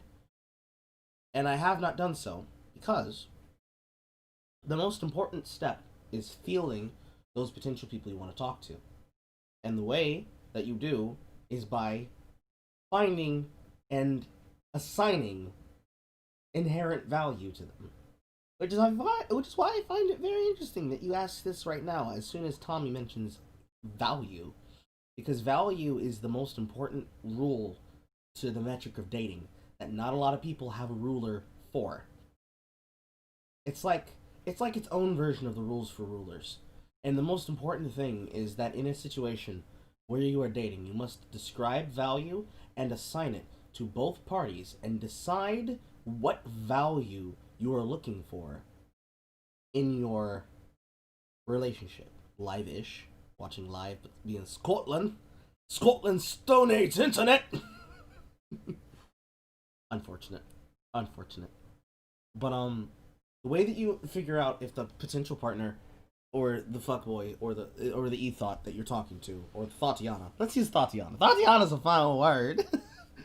The way that you find out if the person that you're talking to is of inherent value, you talk to them about inane shit that you care about that other people would say, who fucking cares? Right? And or you talk about inane shit that they're interested in that other people wouldn't be. Oh, you're responding to her comments. Well, I still want to go on because this is a very interesting diatribe I found myself on. It's giving me a brain blast. But the way that you figure out and describe inherent value in the dating situation is that you figure out where they are going, and the most important piece, where do they want to be. This is very important.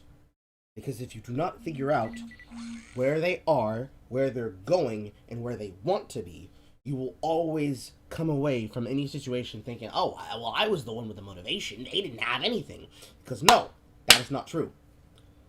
For example, I'm not going to say their names, but I know a couple right now who are happy, gainfully employed, in a loving marriage where the woman is a white-lit woman who came from the trailer, and the guy is a straight-up D-boy, came from the streets, hustling, struggling, surviving. She worked a job, same Waffle House job that I worked, with me. I met her when she was my shift lead. Head of my shift, third shift, every night, me and her, dealing with the public. And I saw the goals that she has oriented herself around and where she wanted to go. When I met her boyfriend, who is now her husband and father of her child, she might even have another one on the way. I don't fucking know. She's very fertile. I'm not saying that from experience. It's just how it goes. She is very fertile.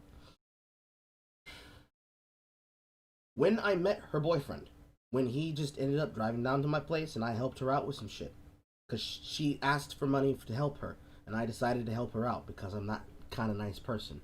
I do that a lot. She didn't even fully pay me back, but I ain't worried about it. In the past is in the past. When I hit her up and she asked for help and he meets me, he's a little bit scary because he can see it in my eyes. He can see. Hold on. I have to do this for the effect. Hold on. Turn off that window capture. He can see it in my eyes. He could see that I wanted it.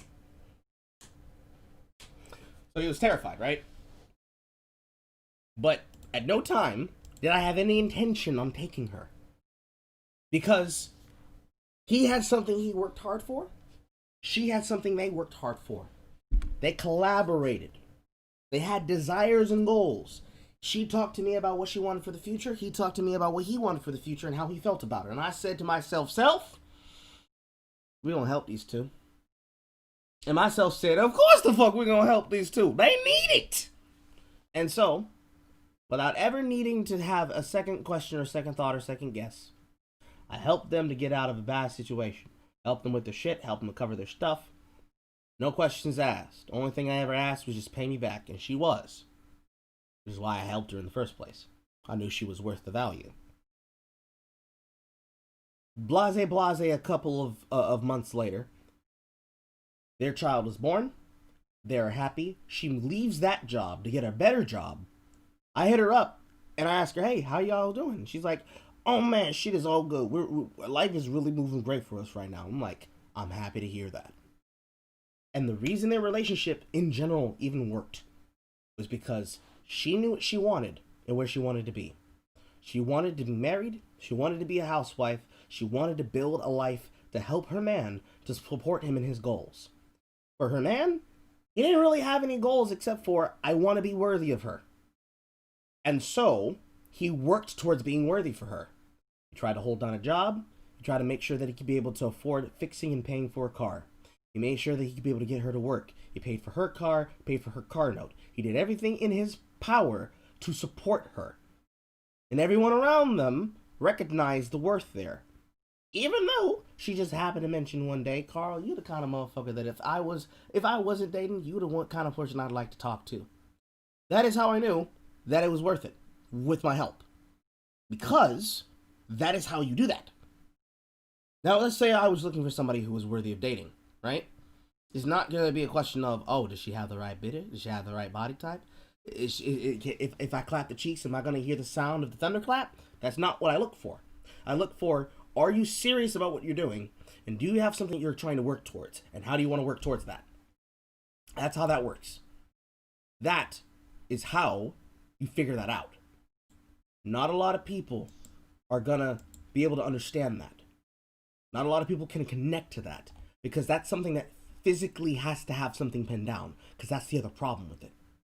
How are you able to define value when everything is nebulous? Because that's kind of the problem of the dating scene. How do you know that a person's serious? Do you know because, they just happen to show that they're serious? Not really. Like, again, go back to the example with Tinder. Swipe, swipe, swipe, swipe, swipe, swipe, swipe. You get to this profile, you see the pictures, and then you scroll to the description. Nothing you see there in that description. Why is he slamming the door? Nothing you see in that description is going to be concrete. This is why the points A and B of have a plan and talk to people, we don't want to be a pen pals, is a very interesting detail for Tomi to complain about. Because this is part of the dating problem. If I can't see it, if I can't feel it, if I can't fuck it, if I can't touch it, if I can't pay for it, if I can't consume it, it doesn't exist and it's not real. Why would I waste my time on it? If I don't have multiple options, I will make multiple options for me to receive what I want. If what I'm looking for is a partner to date, to marry, I'm going to look for people who are worth that value. If I ask them those questions, hey, what is it? What do you see yourself doing in like a year? Like, what's something you could do that you could never like quit doing? If I ask somebody that very, very telling question, and I stick my psychic daggers in their brain, and they give me some kind of answer like, oh, I think I could just eat ice cream like forever. Like, I just love ice cream. And I asked them, okay, cool. So did you ever think about opening a confectionery? And they're like, I don't know. I've thought about it, but I don't think I have the money to afford it. That's in my brain where I have a check go off in my brain and I say, this is wife material! Because even if it's something stupid, like I like eating ice cream because I like the taste, so I'll open a ice cream factory. This is a real conversation I've had with a woman. If you have conversations like that and you figure out things like that, that helps you because now you know whether or not they're serious. You can divine from that goal if it's a case of something that they have plastered up in their bedroom, like back wall, like I do. I am a fan of Aventuria because I am a fan of Dwayne and Brando, because I was a fan of Nerdcore. But more specifically, I was a fan of Dwayne and Brando, or more specifically Brandon Lackey, the amazing Brando, because at a very important formative time in my life, they helped me motivate myself towards what I wanted. What did I want? Well, if you subtract the I want to destroy both sides of the cringe fringe, and I want the grift left and the grift right to go fuck themselves, what I wanted was to play video games and encourage people to see the world differently than how they do it right now, from a viewpoint that they have probably never heard before, told honestly, in a way that they have never seen done before. Something that you can't figure out by just saying, oh, what's something nobody's ever done? Because that's part of the value. The internal value comes from what people value most. For me, I value being left the fuck alone. But I also value conversation. I value connection. I'm like Kingdom Hearts in this bitch. I'm ghetto Kingdom Hearts. And the only way for fuckboys to make romantic connections is to figure that out. Because it's like two passing ships in the night, right? Let me use my example from 2016 of that girl that is in my first tweets and posts on my Instagram. That girl just happened to hear about the legend of Carl's dick. And she wanted to see if the legend was true. So she set up a situation where she just happened to see me again, buying things with a family member, to make a pass for it to get what she wanted. What she just wanted was me. Or more specifically, sex with me.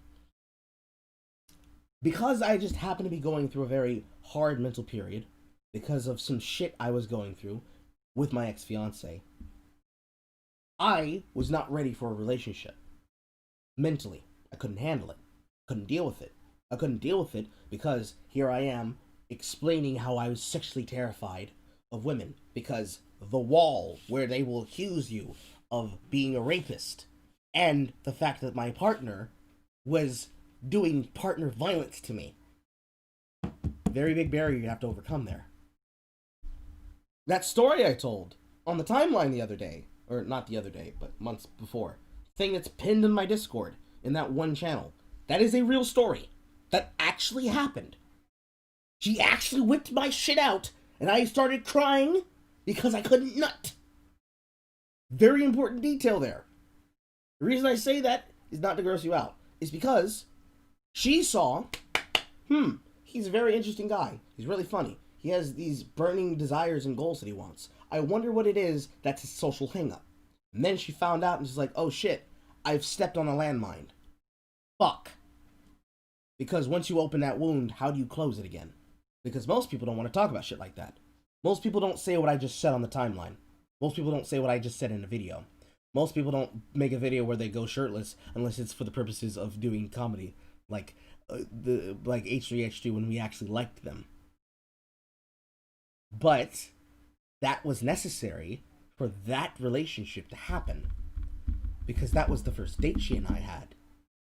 She takes me back to her place because I had a 3-day weekend and I didn't even feel like going home.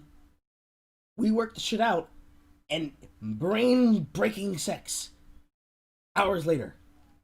And then that leads into a 7-month relationship where I undo all of the social pains and woes because she was ready and waiting to be a shoulder to lean on, and I was more than willing to learn and try, even if it was scary to do so. She defined value that she wanted, and also was able to pivot to what was important in that situation and refocus on what was the most important thing at that time. In that case, the first thing that she wanted was, again, sex. But then she shifted from having sex with the person to caring about the person she was trying to get the sex from. This is what men do mentally when they have decided that they want to commit to a woman. This is something that not a lot of women get. Because in order to understand this, you have to actually understand the man. And men don't usually have people ask them their feelings because nobody gives a shit about men. Not physically, not mentally, and not spiritually. Because none of them want to think about it. Because imagine if you actually started thinking about the emotional damage that women are guilty of, that they have done to people.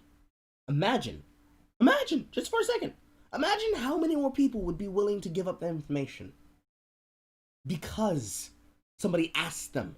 Imagine how many times they have done so and women took that information and then used it to hurt them. How many times they've given that information to the girlfriends so they could laugh at them, giving them that one look. And you know the look I'm talking about. The look of where they're talking shit about you. Or where they've told stories about your exploits. And now they're wondering, I wonder if the carpet matches the drapes. I wonder if it has 4-wheel drive. I wonder if he has cruise control. You know what I'm saying? It doesn't matter if it's hoe friends. It doesn't matter if it's just women who are petty and want to fuck over other girls because they're very, very jealous. Or they just are very, very bitter and they just want to fuck people over because that's just how it goes. It doesn't matter what it is. The answer at the end of the day will always circle back around to establishing the value not just of men but of women. For women, it's easy because if we go by Lauren's example, she just said it to us. Have value. What is it that you are doing that I can get behind? That's easy to say, but in reality, how many people are emotionally capable of communicating the way that I just did and will immaturely even, but sometimes attempt to even express their emotions the way that Lauren is with her frustrations? I'm going to go ahead and make a prediction and say it's less than 10%. I'll go as high as less than 20, if not a hard 20%. So 80% from that point, they don't have the emotional maturity to know what I'm saying. They don't know that they need to know that. They feel it spiritually, but they don't know that they need to know it so they can protect themselves emotionally. And then again, the separation between men and women. How do men describe value? How do women describe value?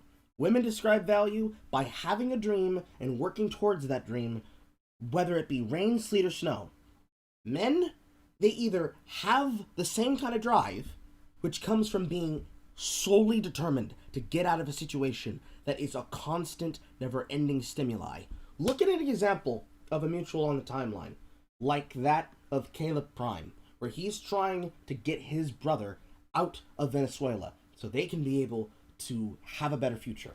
That is a one indefatigable purpose that you will know about him.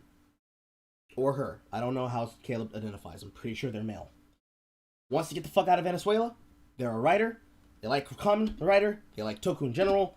That is their thing. Me, I want to see the pure destruction of all dumbass culture war cringe bullshit. And I want to play video games. And I want to get to go meet people and talk to people. Because some people need the motivation to continue moving forward.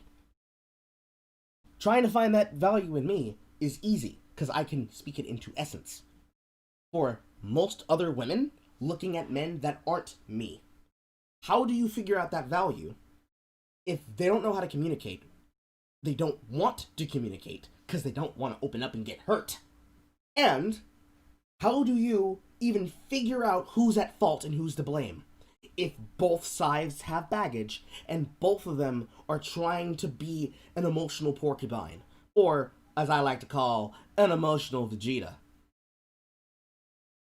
where all they have is Saiyan pride and never want to open up and understand how they feel? How do you do that? How do you solve that problem? How do you get through that? How do you get through the broken carapace of all that dead skin? Emotional dead skin. The best way is basically just continue being what you are. That's the best way to do so. That's the only way I know of to do so. Because real recognizes real. This is a very long time to be talking. Oh my god. Real recognizes real. Men who put in the effort and say, this is what I am, this is what I want to be, I'm not going to change from this. I might change a little bit as time goes forward, but these are my goals. These are the goals in which I stand for. Or these are the principles by which I stand for. And this is the standard, as in a battle standard, for which I will die. I'm not going to deviate from this. I'm not going to change from this. This is who I am. When men do that, more often than not, there will be women who will play a mental game on themselves and say, okay, alright, I believe you. You're totally, you so mean that. You're so being honest. And they'll shit test and shit test and shit test and shit test and shit test. And the man will get frustrated and he'll be like, I told you what I was. I told you what I wanted to do. Why are you wasting my time?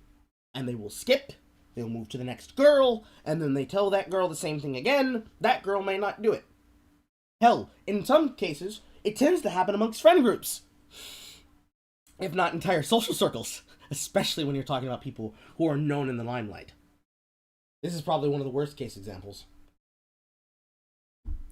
But it's probably one of the better, more recognized ones. Right? So, let's take to the example, because there's a perfect example of this, actually, for Channel Awesome. More specifically for the Brad Jones crew of people. Brad Jones, the cinema snob, had a group of people, or has a group of friends and people, that they work with. One of them stole his girlfriend at the time. Another of them happened because it was his ex-wife in this case. Got divorced from him, and then started dating another creator who also made content. And it was very much a white woman, black man, she wants to get a taste of the other side of the road kind of situation. Another example was, two friends in that circle of friends were dating, and then they broke up, and then another two of them started dating. They got serious, they got married, they had a baby. And in Brad Jones's case by himself, he met someone else entirely. He started dating around, found somebody who was serious. He wanted to marry that girl. It didn't work out. He found another girl, dated that girl. She was worthy. He married her. Reconciled his problem with his old best friend. Everybody went home happy. Whether or not they were justified and or right for them, they are all still friends with each other at some level. I'm not sure how he feels about his ex-wife right now. That's a whole thing that's not important to get into here. Not necessary. The point is, this is drama that literally anybody who knows about something like Channel Awesome knows is true. And yet, that happy ending, and the stories of people like Eliza Hansen and Paul Dugan, and them having like, I don't know, how many kids does she have now? 3? 2? Pretty sure it's 2, if not 3. The amount of kids that he and her have, and their happy relationship. And all the other e-celeb examples that exist. And I'm not going to reference PewDiePie and Marzia because that's a different situation entirely. Different amount of circumstances. Although you could say the mentality behind it is still the same. But from the highest echelons of visibility and notoriety down to regular everyday people, the system of describing and understanding the other person and the way that they determine what they do and how they look at themselves and how they value not only what they're doing but what it is that they want to do and whether or not there's any value to stay on that road can be described within the first 4-5 dates. I'd say 10 at most if you're really unsure. But to round all of this together, because I'm sure I might have lost some people if they been coming in and out, the most important thing about value is that you do have to decide and agree on each other what value you're going to do. It doesn't matter who the man or the woman of the relationship is. What matters is that somebody cares deeply about the other person's goal and will make sacrifices for that goal. This is what happens a lot when you see some posts on the timeline about things like black love and how the black woman, for example, loves hard. Her love is hard to earn, but once you have it, it lasts. That's partially true if you're talking about the older kind of black woman, because they put up with a lot of bullshit. They don't want to waste time on bullshit. So, if she finds a real one who can support her, has a goal, knows what he's doing, she will ride it and become a ride or die. That's where that terminology comes from. Ride shit till the wheels fall off. If she ain't a ride or die, she's not gonna make that choice. Because if she's not ride or die, she's fair weather.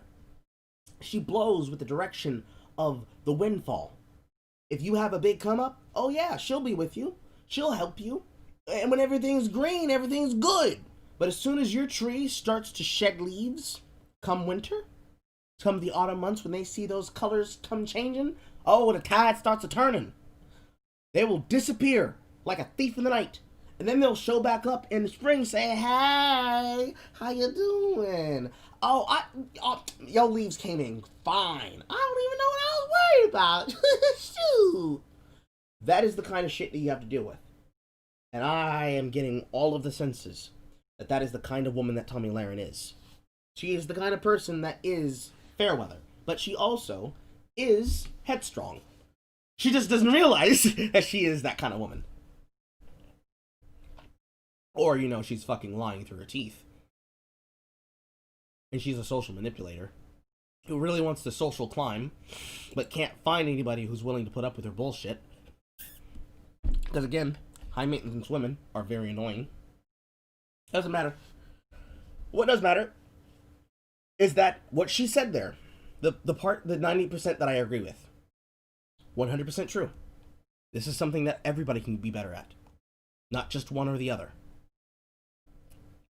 But, and there's always going to be a but in that sentence, but you cannot lay the blame at the feet of men and say this is a problem men have to fix when it's a problem between men and women. I don't care what you identify as. At the end of the day, someone is going to be the strong-headed docile, stoic one, and the other one is going to be the wide-eyed idealist. One of you, if not both of you, are going to have to make concessions, and you're going to have to say, I care so much about my partner that I'm going to listen to what they have to say, and I'm going to help them with what they want to do. That is something that will happen, regardless of how you consider the pull to be. It doesn't happen overnight. It's not going to be an overnight thing. You're not going to just fall in love with a partner and it's all going to work out and it's just, ooh, so magical, so beautiful. Not how that works. It has never been how it works.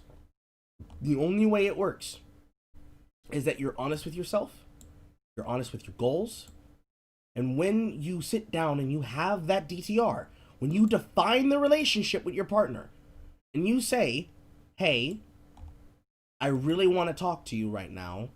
I need to know where we're at. I want to know where we're going. Is there something that you want to do it yourself? Or should I just not waste my time? You ask that question, and they have an answer. You cannot second guess them. You cannot tell them, no, I don't believe you. You're not serious enough in the way that I want you to be. You have to be willing to say, okay, if this is what you want, then that's what we're going to do. I'm with you all the way. Because the second you show a lack of confidence, any person, fairly, if they really want to be serious about it, they can say, I see your lack of confidence in me as proof that you're not worthy. And that'll send a lot of women for a very big loop. Because how do you say that they're not right?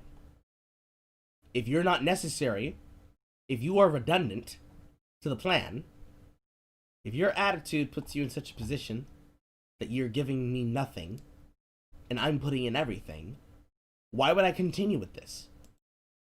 Because the way that Tomi is describing it, which is the reason why I'm describing it this way, is Tomi is describing a very interesting concept of looking at a relationship like it is a business decision. You know, I did all of this. I need to see you at this appointed time. No sooner, no later. If you do not meet me at said appointed time, then I will pass and I will go find a worthy partner. It's like talking to a business magnate who's trying to make dates. Only it's a woman who's trying to desperately time her pussy appointments, or her dick appointments in this case, by the very millisecond of her free time. So at that point, if that's the kind of person you're dealing with, if you're the kind of person that when a man, you just said it even too, but if you're the kind of person, if you're a man who says you have a plan in terms of a lifestyle career, and you have a woman who will just follow you because she'll just follow you, even if you don't have a plan, that sometimes is better than being a man who has a plan but has a woman who is going to constantly henpeck you at every turn. There are some women, you know, your Hillary types, who are going to henpeck a woman or henpeck a man, regardless, no matter what relationship dynamic is there. They're going to henpeck them regardless, no matter what, because she just wants to control the future. She wants to ensure that they get what she wants and what she thinks she has coming to her, because that's her value. No, there's a long-running joke in a relationship where a woman will not do anal until she gets a bracelet or a ring for doing so, because it's still a business transaction, even when you're married. It's a transaction of, okay, here's a thing that I don't want to do. Here's a thing that you want from me. Here's what you're going to give me in return for me giving you this thing. And you're going to hold yourself to my standards because that's what's expected of you. And you knew that this is what was expected of you because I told you this when we once talked before, except I changed my mind. That's kind of how that goes. It tends to be the kind of women like Tomi who make that kind of call. Any woman can be capable of that. So it's not a thing that you can really say you're free of, unless of course you're gay. Well, I'm a gay man. Lesbians have this even worse. Oh God, there are so many things that lesbians have in this way that is even worse. But here, at least, if we're talking about male-female relationships for the purposes of being happy, you have a 50-50% chance of things going good or bad until you can figure out not only the value of the person you're with, but also their baggage and whether or not they will be helpful and will be a actual partner, like an invested person with what your deal is. If they don't have that, they will never be useful to you. Dump them, find someone new. If they show the confidence that they want to do it, but they just need you to hold their hand and don't let go. Otherwise, you get Lauren's situation. All right, that was a lot of talking. Let's continue. It really does not help me or my friends or any woman in general if you are really cool and you're really interested when you first start talking to them, and then give it 3, 4, 5 days, and all of a sudden you're not consistent anymore. You don't make plans. You don't really care. You kind of fade in and out. You're talking to 5 other Tatianas. Consistency is important. Now, if you want to be inconsistent and you want to ghost and you want to fall off the radar, that's fine. But I'm going to give you a pro tip. People like me and people like my friends, we aren't going to really give a shit after that. We don't really care. The F's have been given and we're kind of done. I'll tell you this from personal experience. Once I'm turned off, I am turned off, and I don't care anymore. Because at one point I probably did care. At one point my friends, they probably did care. They probably didn't like you because you expressed interest and maybe you were cool, maybe you were kind of fun to hang out with. But if you're not consistent and you fall off the radar, I give you maybe 1 to 2 chances to fix that, because I'm a very direct communicator. Women, this is important. I will communicate to you. If your communication isn't great, I will let you know that. I will let you know that more effort is needed. But if you don't heed that warning and I have to warn you twice, I'm done at that point because I don't really care anymore. Now I'm done. Now I don't care. And I know my friends who are watching this are thinking and saying the same thing because we have these conversations on an almost daily basis. Once you turn us off, we don't care anymore. So let that be a warning to you. You're probably not going to circle back. They always come back. They always come back. But when you're ready to come back, I probably don't care anymore. So if you want to switch up, stay there. Pro tip. My last thing. That's not true, because if you didn't care, you wouldn't have made this entire diatribe, Tommy. The same way that if I didn't care, I wouldn't be looking at this content in front of me right now. I wouldn't have spent the time going on the diatribe I just said to explain value if I did not care about your problems. Because realistically, this is not your specific personal problem I'm trying to ascribe and figure out. I'm trying to heal a wound. Door's gonna slam again. I'm trying to heal a wound that feminism and selfish daters tore into the fabric of the social construct. The only way to fix that is that the people who tore it asunder realize that what they're demanding is not fair to themselves and is not fair to others. You can say you don't care, but it's not that you don't care, it's that you don't want to feel. They're plucking your heartstrings. They're playing Stairway to Heaven on the chords, and you don't wanna feel hot and bothered about it, because maybe they got you in the worst way. Maybe you're sitting here and it's dripping like Niagara Falls. You don't want to feel that you're guilty when you do these things, you know, because maybe you have a connection with someone. Maybe you have maybe you make an emotional connection and a mental connection that stimulates you more than past your loins. And you want to see them so you can see whether or not the connection is real. Whether it's just lust, you know. Is it love or is it sex? Is it sex?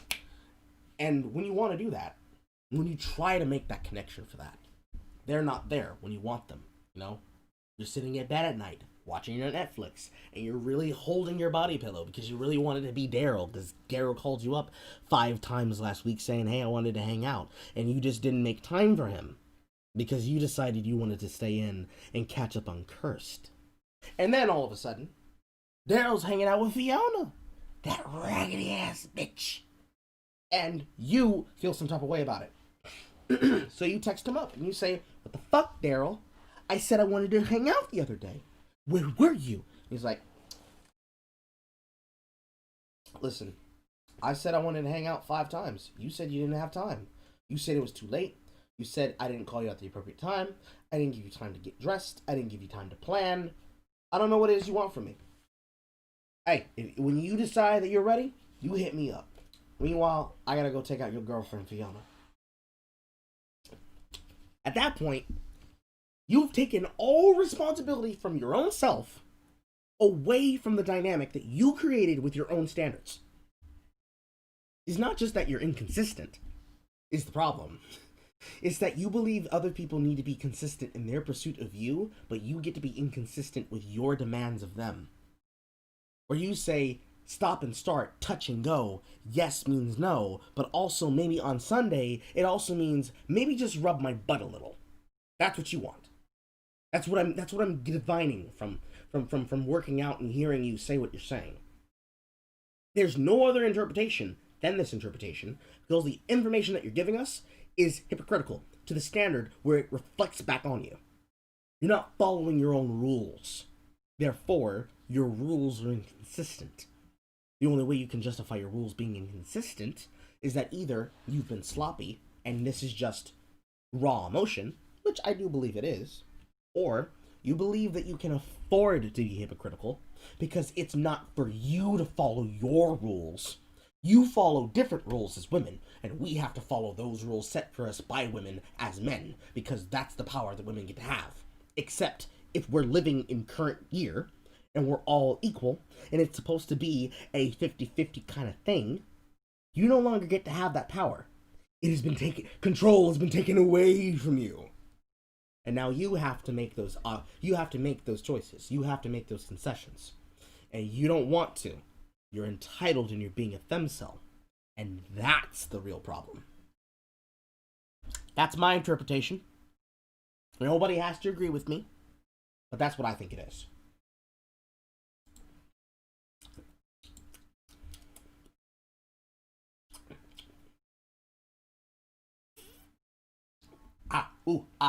Cold, right in my cavity.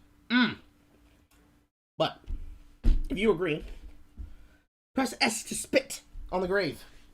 Because honestly, I say that you're getting what you fucking deserve. It's been shit like this for a while. Now you get to really feel what it feels like. Don't feel too good, do it. Don't do it in the future. That's what I say. If you don't like how it feels, don't do it to other people. On my list is also very important. Don't be, excuse my language, don't be a bitch. Don't be a bitch. Don't be a bitch. If you have been failed and you lost a woman of value, like myself or my friends, and then we don't really care anymore, don't be a bitch. Don't be butthurt. You did it to yourself, okay? And it's no longer my problem. Now, it's become a personal problem of yours, so don't be a bitch. And by the way, if I'm no longer interested because your effort is shitty, that's not me being a bitch. That's not me being difficult. That's me having a standard in which I expect. What did I say? What did I say? What did I say? Now, I'm going to say she's right, but she's also wrong. In this case. With this one. It's not don't be a bitch. It's don't be a hypocrite. If you say that you want it, and you don't go after it, and you fuck up because you don't make it a priority, when they cut off, go completely cold, and they decide to be an entitled bitch to you, you, as a man or a fuckboy, do not get to say, oh, blah, blah, blah, blah, blah, but she's just being so mean, I just want to hit it a couple of times. No, you lost it. You press F to fail. Mission failed. You get them next time. You suck up your tears. You dust yourself off. You get off the ride. You go back to the back of the line. You set yourself up. You put on all the clothes. You customize your loadout, and you get back on the horse. That's what that is. And I know that Tommy's not telling the truth here, because not only did she just say the shit that I just fucking said, but also, that is a very female way to look at dating. No, it's not me being a bitch, it's just me having standards. So when you demand men have to jump through your hoops, and I say, bitch, this ain't me being selfish, this is me having standards. You're a horrible high-maintenance piece of trash. Someone else can clean you up. When I say that, if someone says that to you, not with those words, but with that energy, you don't get to complain. Like, I could leave a message on the back of this. It's not her channel, but I could leave a message on the back of this, and I could say, bitch, you need to cope. But, bitch, you need to cope does not explain the problem with you.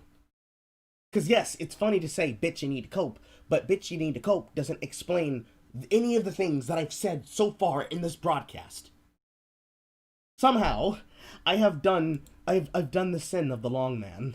I've taken 14 minutes and 57 seconds of content, and I'm flipping it into at least 3 hours. But this is the thing. This is the reason why why this is important. This is the reason why I'm explaining it. This is the reason why I'm going through it, and I'm just giving my opinion.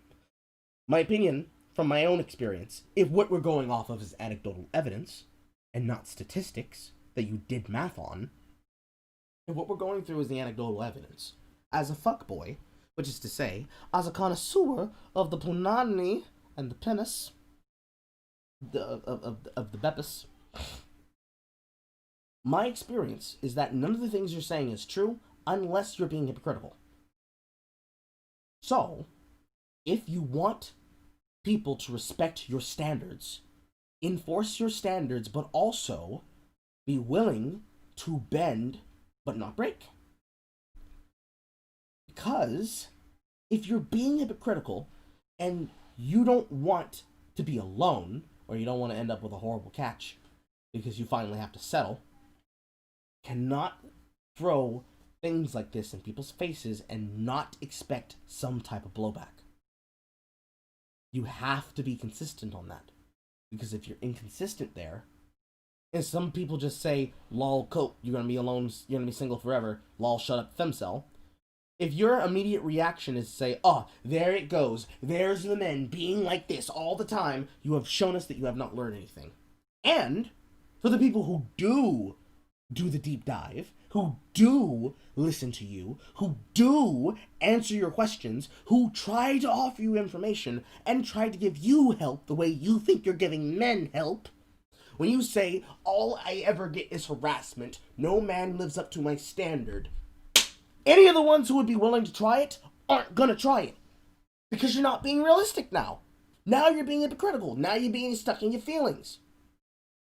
So if a real one came along and said, listen, I was willing to put up with you, but I'm not going to sit here and listen to you tell me that I'm like all other men when I clearly understand what the problem is, and you have that back and forth with him, and he's like, no, you clearly just want to beat on men because I am willing to listen to you say your problems, and before I have even been allowed to speak, you've already thrown me in the trash can.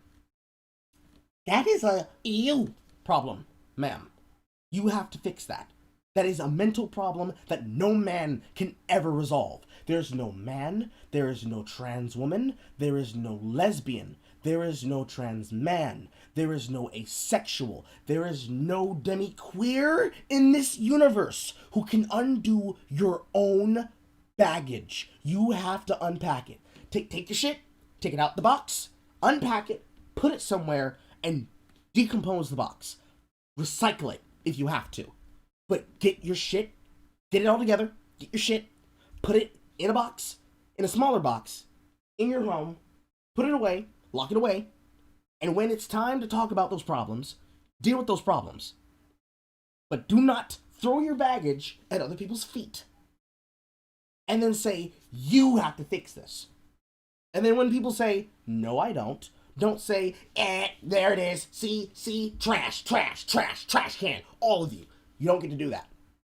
You don't get to do that. Men don't even get to do that. What the fuck made you think that you would get to do that?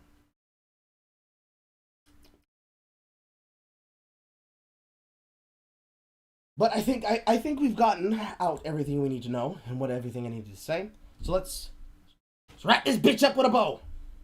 Expect from people. I do have high standards and high expectations. My friends have high standards and high expectations. Do you want to know why? We've worked for... Also, thank you for confirming that you are high maintenance. We all knew that you were high maintenance, but thank you for confirming that you and your friends are also being this petty. Same rules apply. Those, okay? We work hard. We're successful. We take care of ourselves. We try to look cute.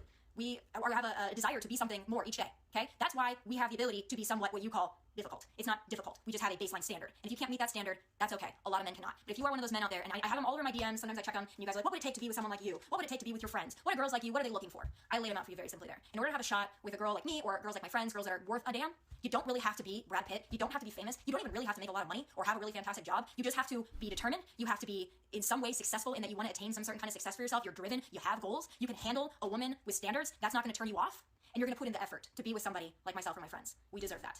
Okay, so there's a lot of shit that she just said there that's a half truth and a lie. Fortunately, I speak bitchese. Let's rewind that back again, and I'm going to tell you what she actually meant when she said that. We have the ability to be somewhat what you call difficult. It's not difficult. We just have a baseline standard. And if you can't meet that standard, that's okay. A lot of men cannot. But if you are one of those men out there, and I have them all over my DMs, sometimes I check them, and you guys are like, what would it take to be with someone like you? What would it take to be with your friends? What are girls like you? What are they looking for? I laid them out for you very simply there. In order to have a shot with a girl like me, or girls like my friends, girls that are worth a damn, you don't really have to be Brad Pitt. You don't have to be important. You just have to be important enough. You have to be famous. You don't even really have to make a lot of money, or have... You don't have to have a lot of money, but you do have to have enough that if I want to go on vacation, we can go on vacation. And if people see me with you, I don't feel embarrassed. A really fantastic job. You just have to be determined. You have to be willing to put up with my bullshit. You have to be in some way successful in that you want to attain some certain kind of success for yourself. You have to have enough success so that if people mention your name next to mine, I don't feel like a woman who's keeping a kept man. I don't feel like I'm keeping a boy toy. Then you have goals. You have to have standards of your own that if I don't rise to them, you bitch me out in private, and then you clap my cheeks out while I say, oh, yes, yes, please, yes. Handle a woman with standards, that's not going to turn you off, and you're going to put in the effort to be... You have to be willing to jump through my hoops before I will ever jump through yours. Be with somebody like myself or my friends. We deserve that, and we will not compromise our standards. We deserve to be treated like queens, and therefore we will press our foots on your balls like the serfdom we think you are emotionally. I tell you this, it will be a whole day in hell when I chase a man. And I know that's the same thing for my friends as well. I will never chase other men. I will never chase men in general, because I am somebody who is to be desired. I am not one who chases the desirable. She said that one honestly, but she didn't use all the words in that sentence. If my friends are listening and they're thinking about chasing a man, please, for the love of God, do not. Because there is not... Women, if you're a part of my sisterhood and you're thinking about finally lowering your standards and just trying to not be difficult and make some basic compromises, don't. We don't have the power. We won't retain our power if we start giving up now. We gotta clink. We gotta clink. You gotta lock it down, girls. You gotta lock it down.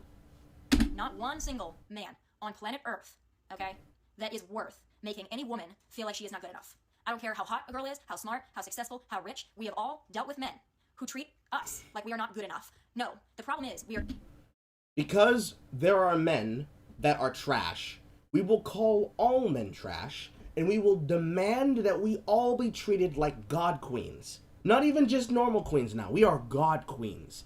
You are not even mortals to us. We will not undergo the mortal folly of being considered as Thotianas. Because we deserve more from you. You must worship the very ground I piss on and lick up my droppings like it's chocolate chips. This is fun. I love doing this. You're too enough, and you can't handle it. So, those are my checklists. Again, I will go through them for you one more time in case you were just tuning in. Number 1, are you single? No, really. 2, make plans. We don't want a pen pal. 3, value. Value someone who has value. Consistency. Be consistent. Don't be great and then fade out. And then don't fade out and then think that you're going to fade back in, because it ain't going to work. And last but not least, if all else fails, don't be a bitch. Hope you guys have all enjoyed my PSA, my Instagram Live. I love you all. Hope I gave you some valuable tips and advice. But hey, those are just my final thoughts from Nashville, Tennessee in my kitchen. God bless, and take care. She lives in Nashville, Tennessee. Well, that answers that question. Oh boy. Tennessee men are not going to deal with that shit. I don't care how good your hair is. Oh shit. So, what did we learn? What did we learn, chat? Other than learning that I have time. Also, Starkey has said a lot. I should read through these things. What you gotta say, Starkey? I already read this one. I think you need both. I don't want some will support right up until I drive myself up a cliff. Seems like an example of how double standards will often come back to bite you. The standard doesn't benefit men, then obviously they will shift the scale in their favor and vice versa. Yes. But what did we learn? Might be a stupid question, but what do people mean when they say, I have standards? That is a very good question. That is also a very terrifying question. Because that is a question that some people choose to say that might just be hypocritical in the end. I don't want to keep saying words like hypocritical, because it sounds like it's a code word. Because it is a cope word for some people to say, oh no, I'm not wrong, they're just a hypocrite. But realistically, when some people say, I have standards, it depends on what you mean.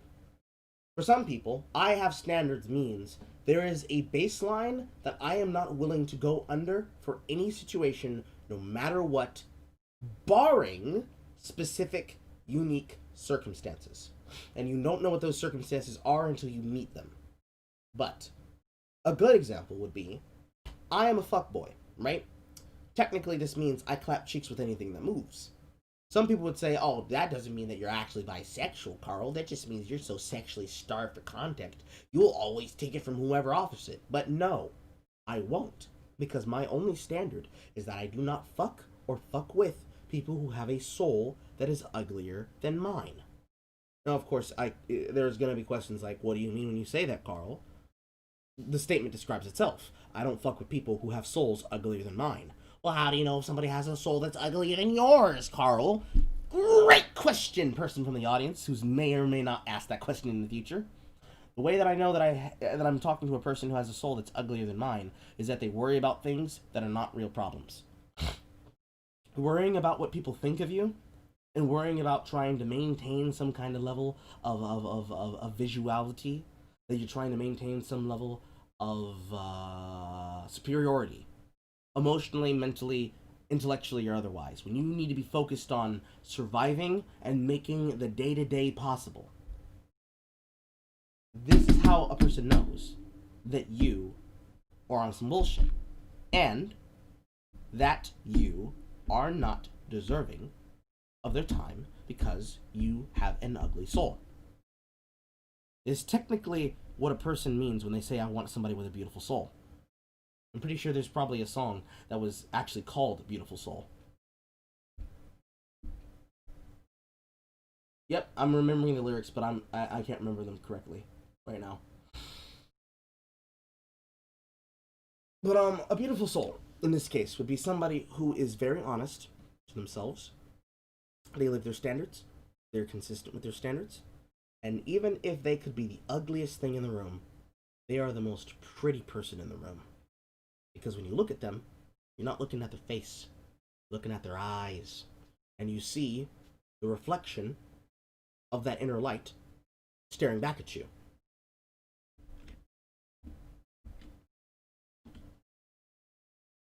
It's like the passage of the phrase of the inner glow that lets you know to call your brother son.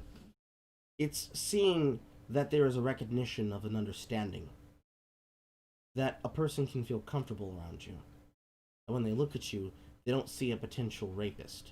When they look at you, they don't just see, oh, that guy over there who is basically like a brother to me, even though I've known him for X something years, and he's kind of low-key into me. It's you look across the room at a person, and when your eyes meet, you're like, well, hello there. It's like that. The standard there, for me, is that is what I'm willing to deal with. I'm willing to do a lot. I'm willing to say a lot. I'm willing to jump through a lot of hoops. But the one hoop I will not jump through is hoops of the same standard for that person if they have an ugly soul. By that standard, Tomi Lahren has an ugly soul to me. I wouldn't touch that with a 5-foot pole with my dick attached to it. Wouldn't do it. Couldn't do it. I'd hate myself afterwards. For some people, they say I have standards to mean I'm hypocritical and I actually just want to have things my way. Again, a perfect example that we can see from Tomi Lahren. But that is what some people mean when they say I have standards. You'll only find out what they mean when you see what standard they're working with. But that is the end of the video. And as endeth the video, so does this stream. But stay tuned, baby. I got a lot more for you coming up. It is 11:29 p.m. right now on a Tuesday night. Tomorrow is my second day off on Wednesday. I am going to go down for an hour, take a shower if I feel like it, and if I don't, I'm just gonna peruse around and see how this video does. And then I will be back up on my YouTube channel at Single Player Carl on Twitch. So, thank you for coming out tonight. Spread this around to wherever you can. And I will see you in an hour. If you want to see me earlier than that, you can join my Discord. The link might not be in the description of my video on this stream, but you can find it in my bio on Twitch and also on Twitter. So, if you enjoyed the diatribe that you just saw, time zones permitted, yeah, I try to stream earlier in the morning so that I don't have that problem for a lot of people who want to join, but I know that it's difficult for some people still, even for the EU boys. But if you want to join the Discord, you can do so. If you want to follow the Twitch, you do so. If you want to follow the Twitter, do so. If you want to follow the Instagram, that information should also be somewhere. I don't know where. Probably in the description of a single player Caro video. I'm not sure. But you find me anywhere smug can be sold. Thank you for coming out. I will see y'all in an hour. Mwah! Good night, everybody. Stay tuned.